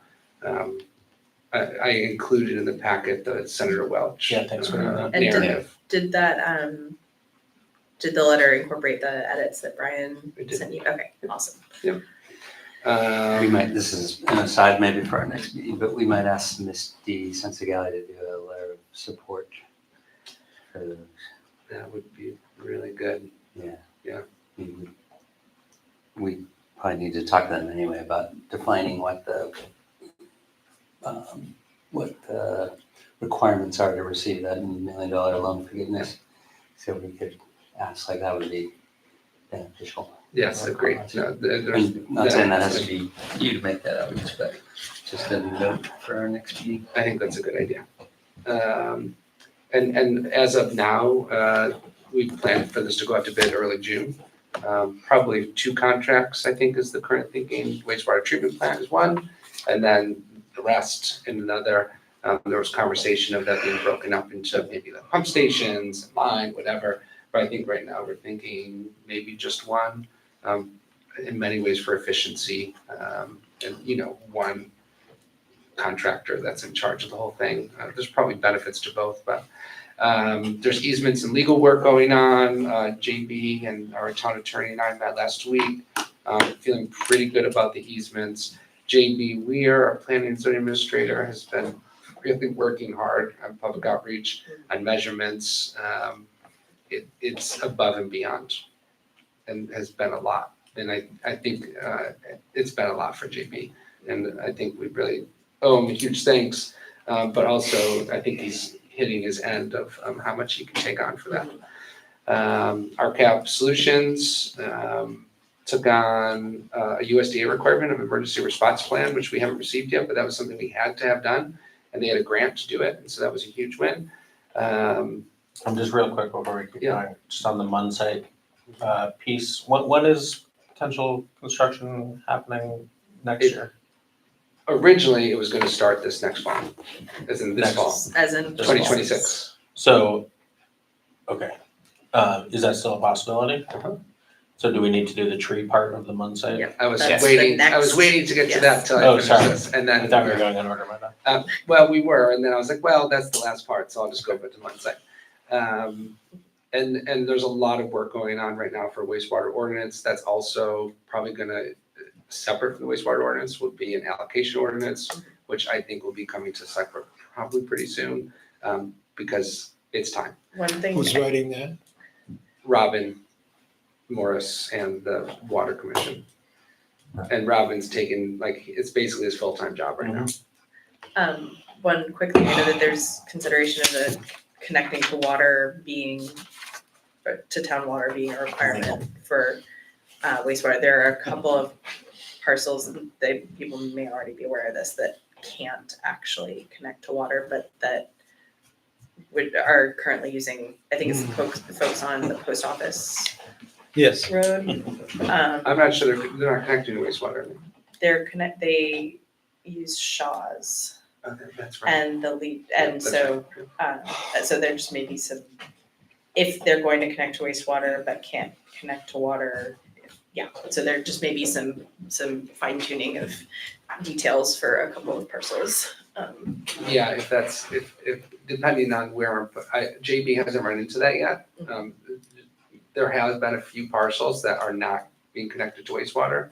And that may be part of the reason, not what you're talking about, but that they are not interested in joining water.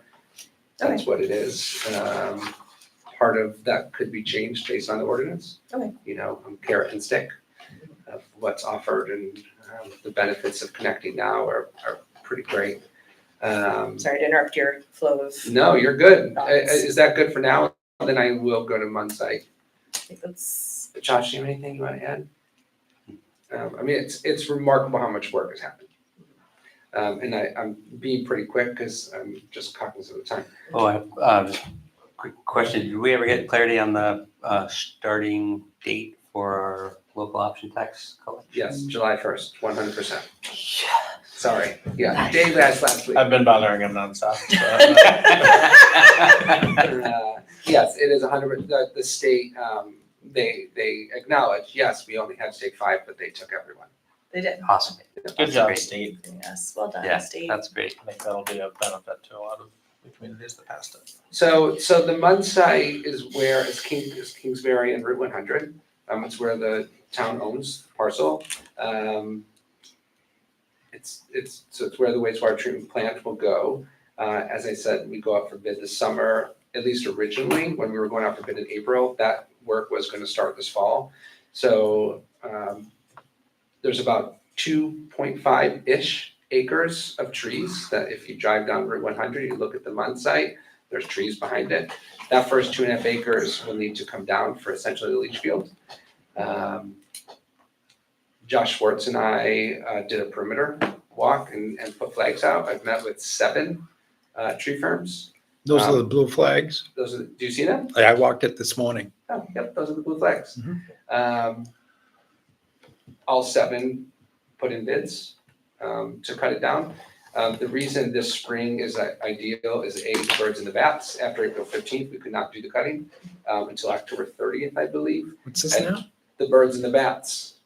That's all the state cares about, the birds and the bats and the trees.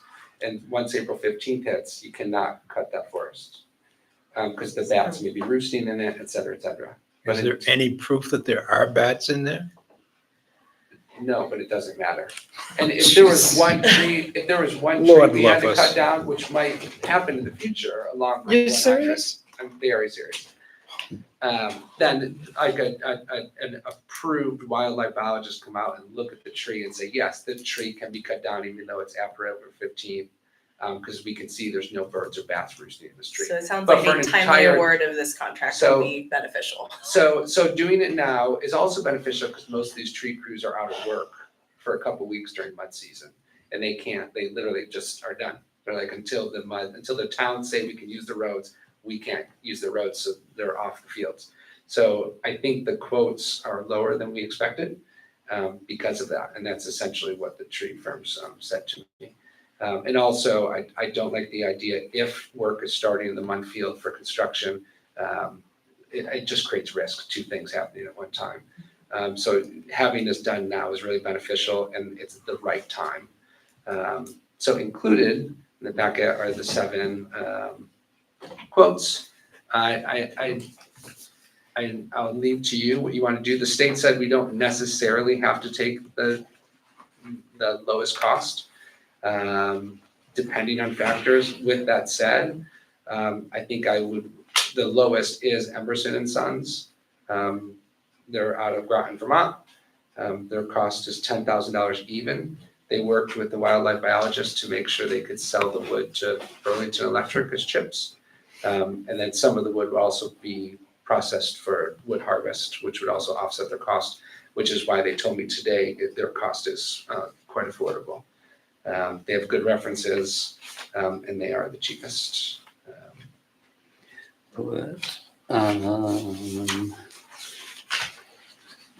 So they just gave us this 1-page estimate. They didn't give us. And it's pretty thin. That's right. So that's detail. part of the reason I tried to call him Friday and then called him today and got a hold of him. What I maybe would recommend is that I write a contract that says exactly what we need and what they know, what they already understand, what the project has to be. Like, for example, the stumps can't be removed. They have to stay there because the ground has to be untouched. The engineer needs to be there because it's going to be, I don't know, it may end up being 1,000 miles of pipes. It's pretty elaborate. And so their understanding is where the trees need to be cut, nothing can be there when they're done. Like, they remove everything and the ground is undisturbed. And everything has to be on the ground. It doesn't need to be done, but everything has to be on the ground by April 15th. And they understand that. So my thought is, since their bid doesn't give tons of information, that the contracts say that. And then if they're willing to sign the contract, then that should suffice, I think. But that's up to you all. I am not stuck or firm on that by any means. And is it Whitney's right down the street? It would be fantastic to use that. in Whitney, for Yeah. example. your understanding that all these guys are gonna sell the commercially valuable wood? No, Not all a of couple of them. them, Yeah. Bear, Black, what's the name of the bear? Who are based out of Waitsfield. But there's, would end up being about 20,000. Black Bear Tree Solutions, they were gonna leave anything that's like good firewood to the community firewood program. There isn't any valuable firewood in there. There's some, but not tons. there's some It's mostly cherry. Mainly softwood or? White birch, gray birch. It's mostly soft. Yeah. Yeah, There's gray little birch. cherry. Very little, Yeah. but it's mostly white birch, which is useless for firewood. Gray birch is the same thing. Yeah, there is and there's some soft maple further in on the south side of the parcel. There is some soft maple, but not a lot. So there isn't a lot It's of. a pretty young forest. Yeah, it's pasture, Yeah. scrub pine, pasture pine. There's probably one good truckload of pine logs there. Yeah. And the diameter on those pines are pretty good. They're 30 inches probably And there's quite a few or of them. more. Yeah. And there's also a lot of pine that is just of no value, and branches off in Yeah, you which can tell it's just a direction. really young forest. Yeah. And it's never been groomed, never been maximized. So yeah, what I would recommend is awarding a contract to one of these service providers. And then they all assure me that the trees would all be on the ground by April 15th, which is what the state cares about. And this would be using ARPA funds. Right. So most of these are remove the big trees, leave some firewood logs, and some are chip the slash, some are burn the slash, some are And one of leave them it in is, a pile. yeah, one of them is throwing a pile over the bank, which probably is okay because the bank is, Which one is that? which firm? It'd be better if it was chipped and moved out. Oh, I agree. Yeah. that's- I don't think those FARs, that's in Kingsbury.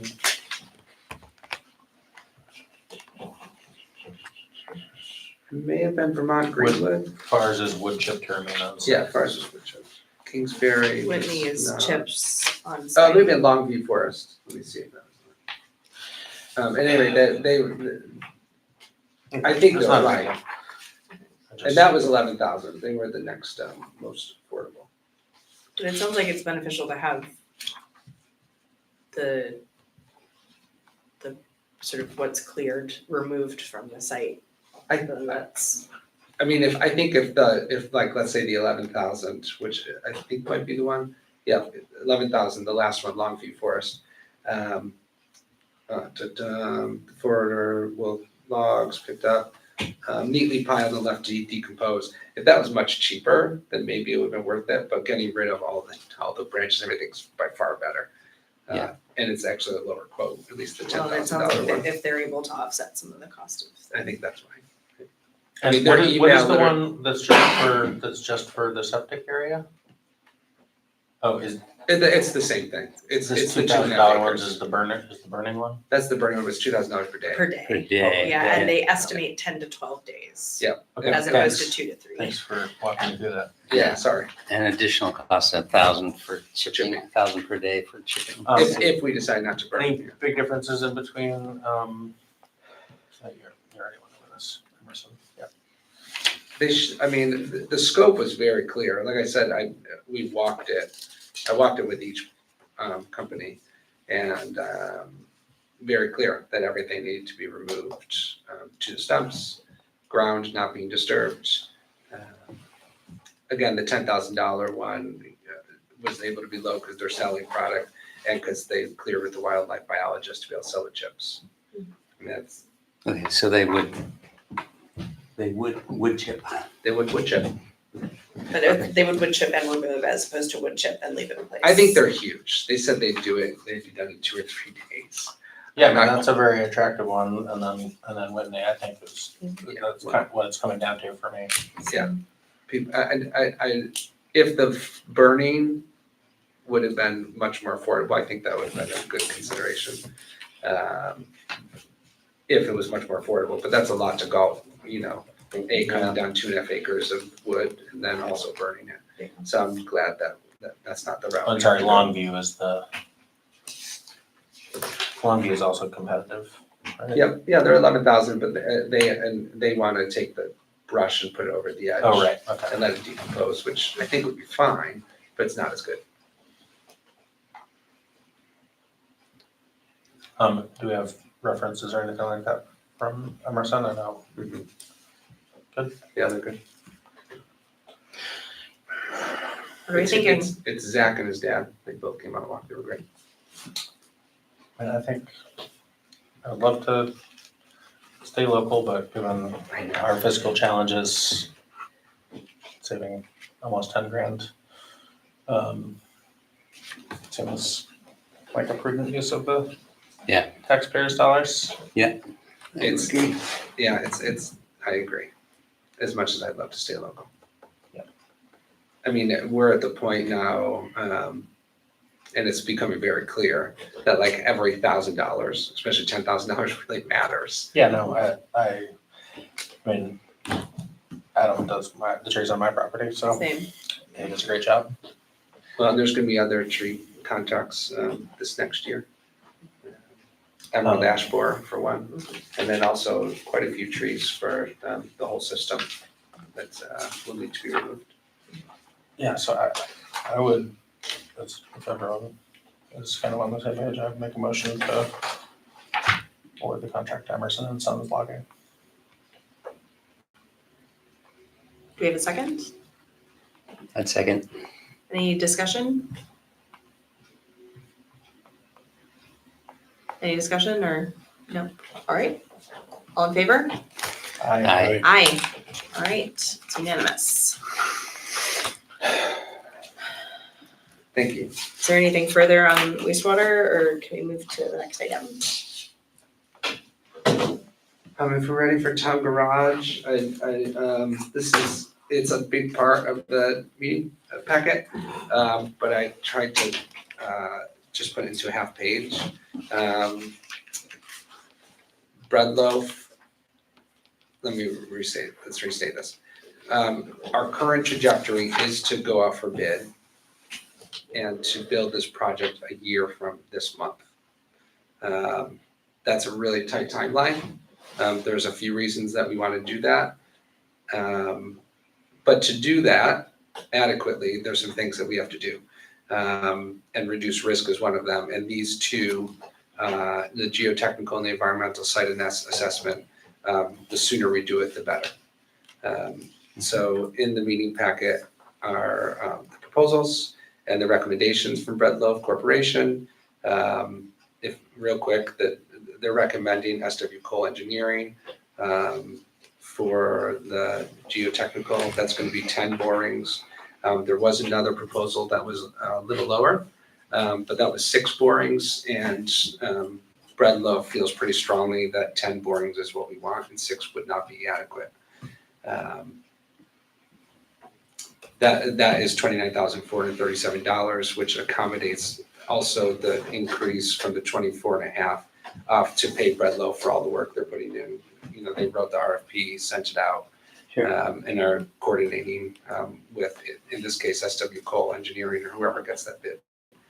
Do you want me to go to the next one, or you just want to go one at a time, Larissa? I mean, I guess we can, Yeah, I read through the recommendations, I'm happy to. Yeah, it seemed like they dotted the i's and crossed the t's and. It was got very multiple clear. bids and Yeah. Pretty thorough. so in that case, Do you want to just real quick then cover the environmental? Yeah. I'll just say, they recommend KAS, Environmental Science and Engineering, which is $1,800 to pay them. This is for phase 1, with the total authorization of $3,174, which includes the Bread Loaf Corporation coordination. It's going to be a non-intrusive review and site history and conditions to identify any environmental concerns prior to construction. If there are any, then we would come back to you with a phase 2 essentially of the environmental. But right now, those are the 2 requests. Is that pretty clear? seems like Bread Loaf has done a lot of legwork and, Yeah, I really Figuring out appreciated what the the- clarity of that rubric and yep, The Bread Loaf, after every meeting, we're like, gosh, they're good, Nice. very thorough, that's great. And we. right? fund Oh, that yeah, out- definitely. Yeah. We made the right decision. We fund that out of the reserve. Yes, Good look. yep, the town garage Feels reserve. like we have, Yep. and we may be able to get reimbursed for that if we put it to bid, or when we put it to bid, or when we bond, excuse me. when we Oh, bond. yeah, hopefully. I don't know. But either way, that's why we have the reserve, road department facilities reserve. That's, has more than that, thankfully, in the fund. Cool. All right, so I think let's see, what would the language be for this? Looking for a motion to Yeah, sorry, I couldn't read that. Accept. accept Bread Loaf Corporation's recommendations for geotechnical and hazardous material assessment proposals and award contracts accordingly. Let's see, that would be SW Cole Engineering. SW Cole Engineering And and KAS. KAS Environmental Science and Engineering. so moved. Second, Second. any discussion? All in favor? Aye. Aye, Aye. unanimous. All right. Anything further on that before we move on? Okay. Meadow Road Bridge update. I didn't want to spend, I knew this would be a long meeting, and Larissa and I talked about it, but D&K did send us a new memo. Basically, it's a poor overall rating, 4 out of 9 on the federal condition scale. Superstructural girders, heavy corrosion, floor beams, multiple large perforations up to 9 inches. Widespread corrosion, replacement or repair explicitly recommended in the near term. Abutment number 1, active scour undermining the foundation over 12 feet. Deck, widespread cracking, spalling up to 2 to 3 inches deep, exposing, reinforcing, no wearing surface. And failing drains are accelerating corrosion throughout, 1 anchor bolt severed. We know what the load capacity is. D&K's recommendation is obviously a full replacement, maybe a rehabilitation. I talked to D&K, Dubois and King, and they agreed that if I could get my hands on the previous V-Trans inspection report before the July 2024 flood, they would compare them and see if there was a way to say, yes, there was excessive wear and tear on Meadow Road Bridge due to the detour that led to so much traffic over Meadow Road Bridge above and beyond the decking. Because right now FEMA's only willing to say that the decking is part of their responsibility.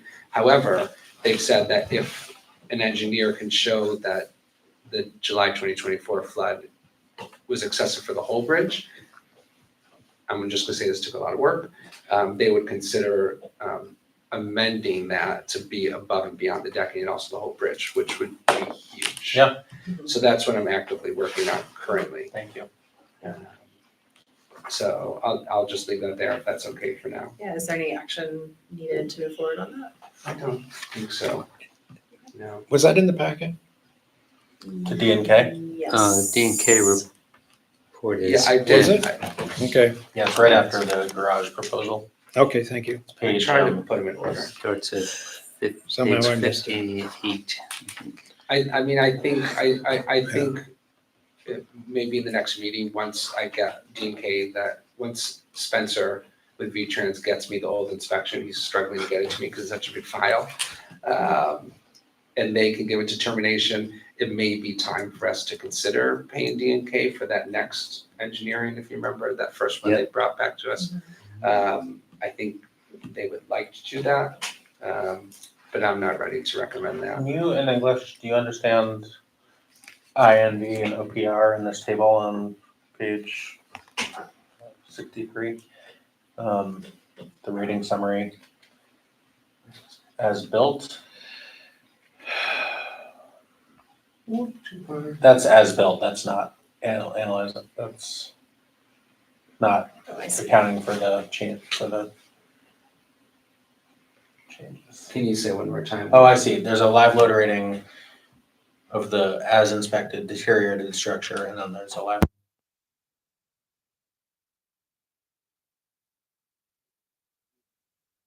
The 0.31 inventory rating factor and the 0.53 operating rating factor.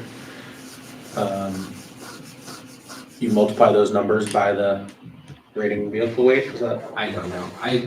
The engineer and I haven't gone over the report yet because there were other questions that we were talking about. So I probably can't tell you exactly what the report says. I mean, I can tell you simply. I'll also point out that it does say 11 tons and that's what they reference, but V-Trans was adamant that 8 tons is the low rating. And I went back and double checked that this morning with another document V-Trans. I mean, we've shared before, but it is clearly posted as 8 tons for a reason. Yeah, if I'm understanding what this is saying correctly, and I'm reading down the definitions of the inventory INV rating represents the load level. So you multiply the load level by the vehicle rating weight. They can safely utilize the bridge for an indefinite period without causing overstress or reducing the expected service life of the structure. And then OPR rating represents the maximum permissible load level that can safely utilize the bridge for occasional use without causing failure. And so can you go back up to the landlord rating of the as inspected structure? 0.53 times 19, is that, I guess I just want to get clarity on if they're multiplying those decimal against the vehicle weight directly to their side. If so, then the OPR is just over 10 tons, which I'm glad we have it at 8, and then the 0.31 times 11 is 3.4.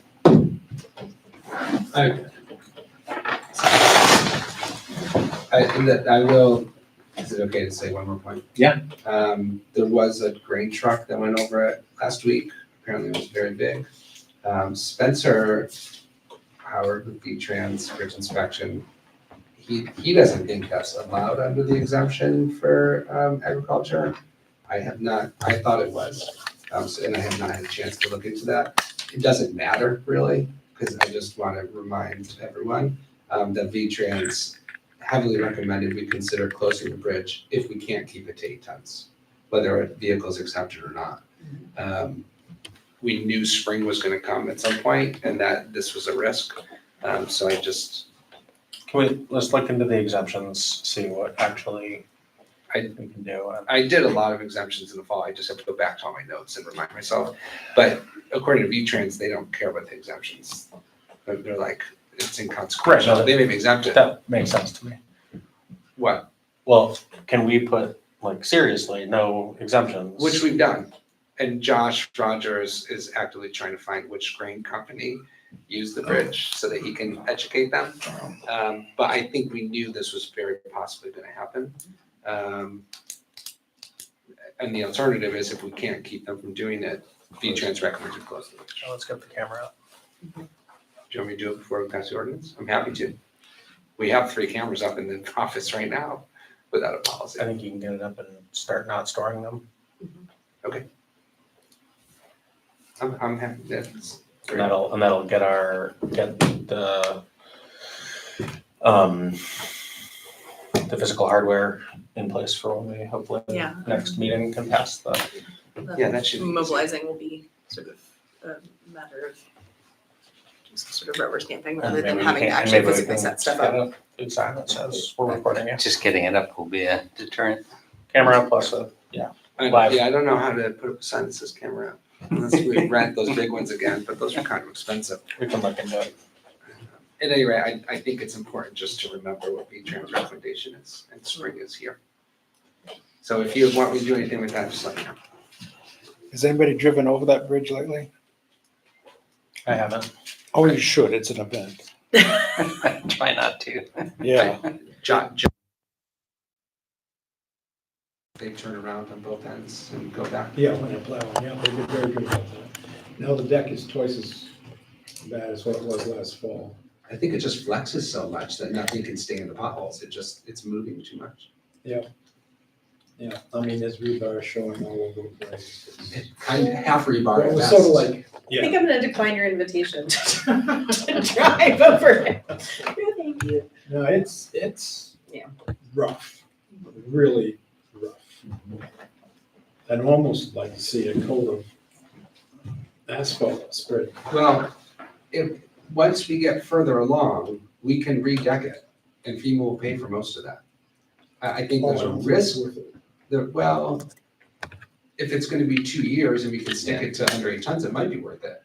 But it's gonna look good and that may fool some people to think the bridge is fixed also. Again, Yeah, I'm I'd rather get a working hard. troll. I'm working hard to Yes. get FEMA to approve to fund more.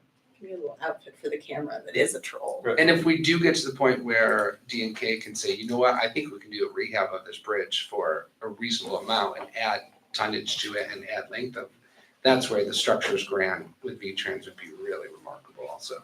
But for a repair, V-Trans, Spencer doesn't think that'd be worth it.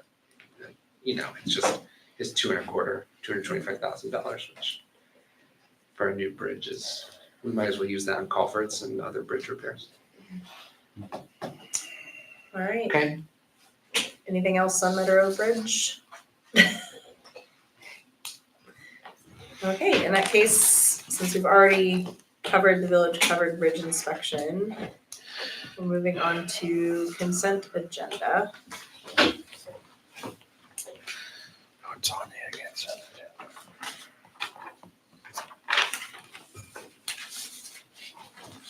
I think And we're, then it's especially healthy consent agenda, and just quickly.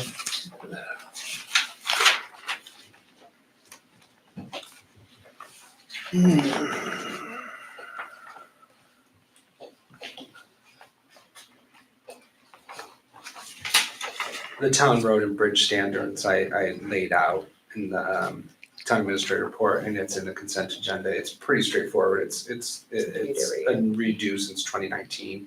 But I filled it in and went over it with Josh Rogers, and he agreed with all the ways I filled it in. And so that's why we felt it was okay in the consent agenda.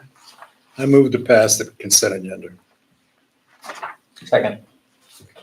any discussion? All in favor?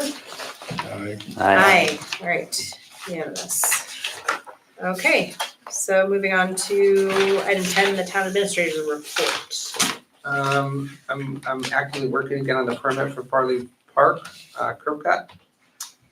Met with V-Trans and moving forward with that. I hope with better clarity. V-Trans was being a little difficult with what their expectations were, but I think we've clarified that. And I'm happy to share that I got an email from Misha with the Mad River Path this evening that they were awarded the Millbrook grant of $600,000, which is a pretty big benefit to the path. Going to Montpelier Works. I'll remind everyone that we, agreed, we wrote a letter of support, that we had X number of dollars in reserve for it. And since it would take a couple years to, come to fruition, we would do our best to get the community to finish supporting it, which they've always done. So that would mean adding to the reserve next year, really. But we have time to plan for that. Yep. But that's really exciting. And he's asked to come before the board at some point the next meeting or two to Yeah, and talk about everything going on. I just wanted to, no matter how much or how quickly the rest of the path gets done, that will be a really cool infrastructure improvement to connectivity between LaRue and downtown and the rec hub, and It's awesome. so just as a standalone piece, that's a really valuable piece of infrastructure. Hearing earlier in the meeting, sort of discussion of pedestrian safety walking around in that area, that came to Yep. mind specifically, is not just at night during the day, but having sort of. Oh, that's great. Yeah, it's super exciting. That's it. That's awesome. That's really cool. I'm good. Super. All right, moving on to item 11, Selectboard Roundtable. Anybody? I'm good for now. We're working on stuff, and I think, public records are happening. I think right now I want to focus on getting those things printed and making sure we have enough time to finish the warning and the ordinance. Oh, can I point out that the warning, I put it 6 PM. It's at the village meeting house. We don't have to do it at 6 PM. I just have to print it for 6:30. I thought maybe that made sense, 6 PM. So it's a special meeting, and then our select board meeting follows at the village meeting house. As at least that's the way it's planned right now. I like Just- that. That works. Yes, is that okay as with far you? as- Yeah. Yeah. And I that kinda also like means it. that we're not then staying that much later That was the in second the, reason. yes. Yeah. Which would be my preference. So I don't think, sounds like there don't need to be any further No, changes. I just wanted to, since you said that, sorry to interrupt. I want to make sure that was okay with everyone because I didn't touch on that. Anything further for roundtable? Nope. Okay, so I think we're looking then to move on to Roman numeral 3, executive session. So I think first we need a finding that premature public disclosure place the town at a substantial disadvantage for a potential pending lawsuit. Yeah, to move to executive executive session pursuant to 1 VSA 313A1E, and I move that we so find. Give a second. Second. All in favor? Aye. Aye. Excellent. So then we're looking for a motion to enter executive session. Make a motion to enter executive session pursuant to 1 VSA 313A1E to discuss a matter that would result in civil litigation involving the town based on our finding that we just approved. Second. Josh seconds. Any discussion? All in favor? Aye. Aye. Excellent. So it is 8:39 PM, 8:40 PM. We're going to enter executive session and we'll have John. Recording stopped. That'll give Nature you a break. chance to go Yeah, grab we'll grab things that are print things, printed. some So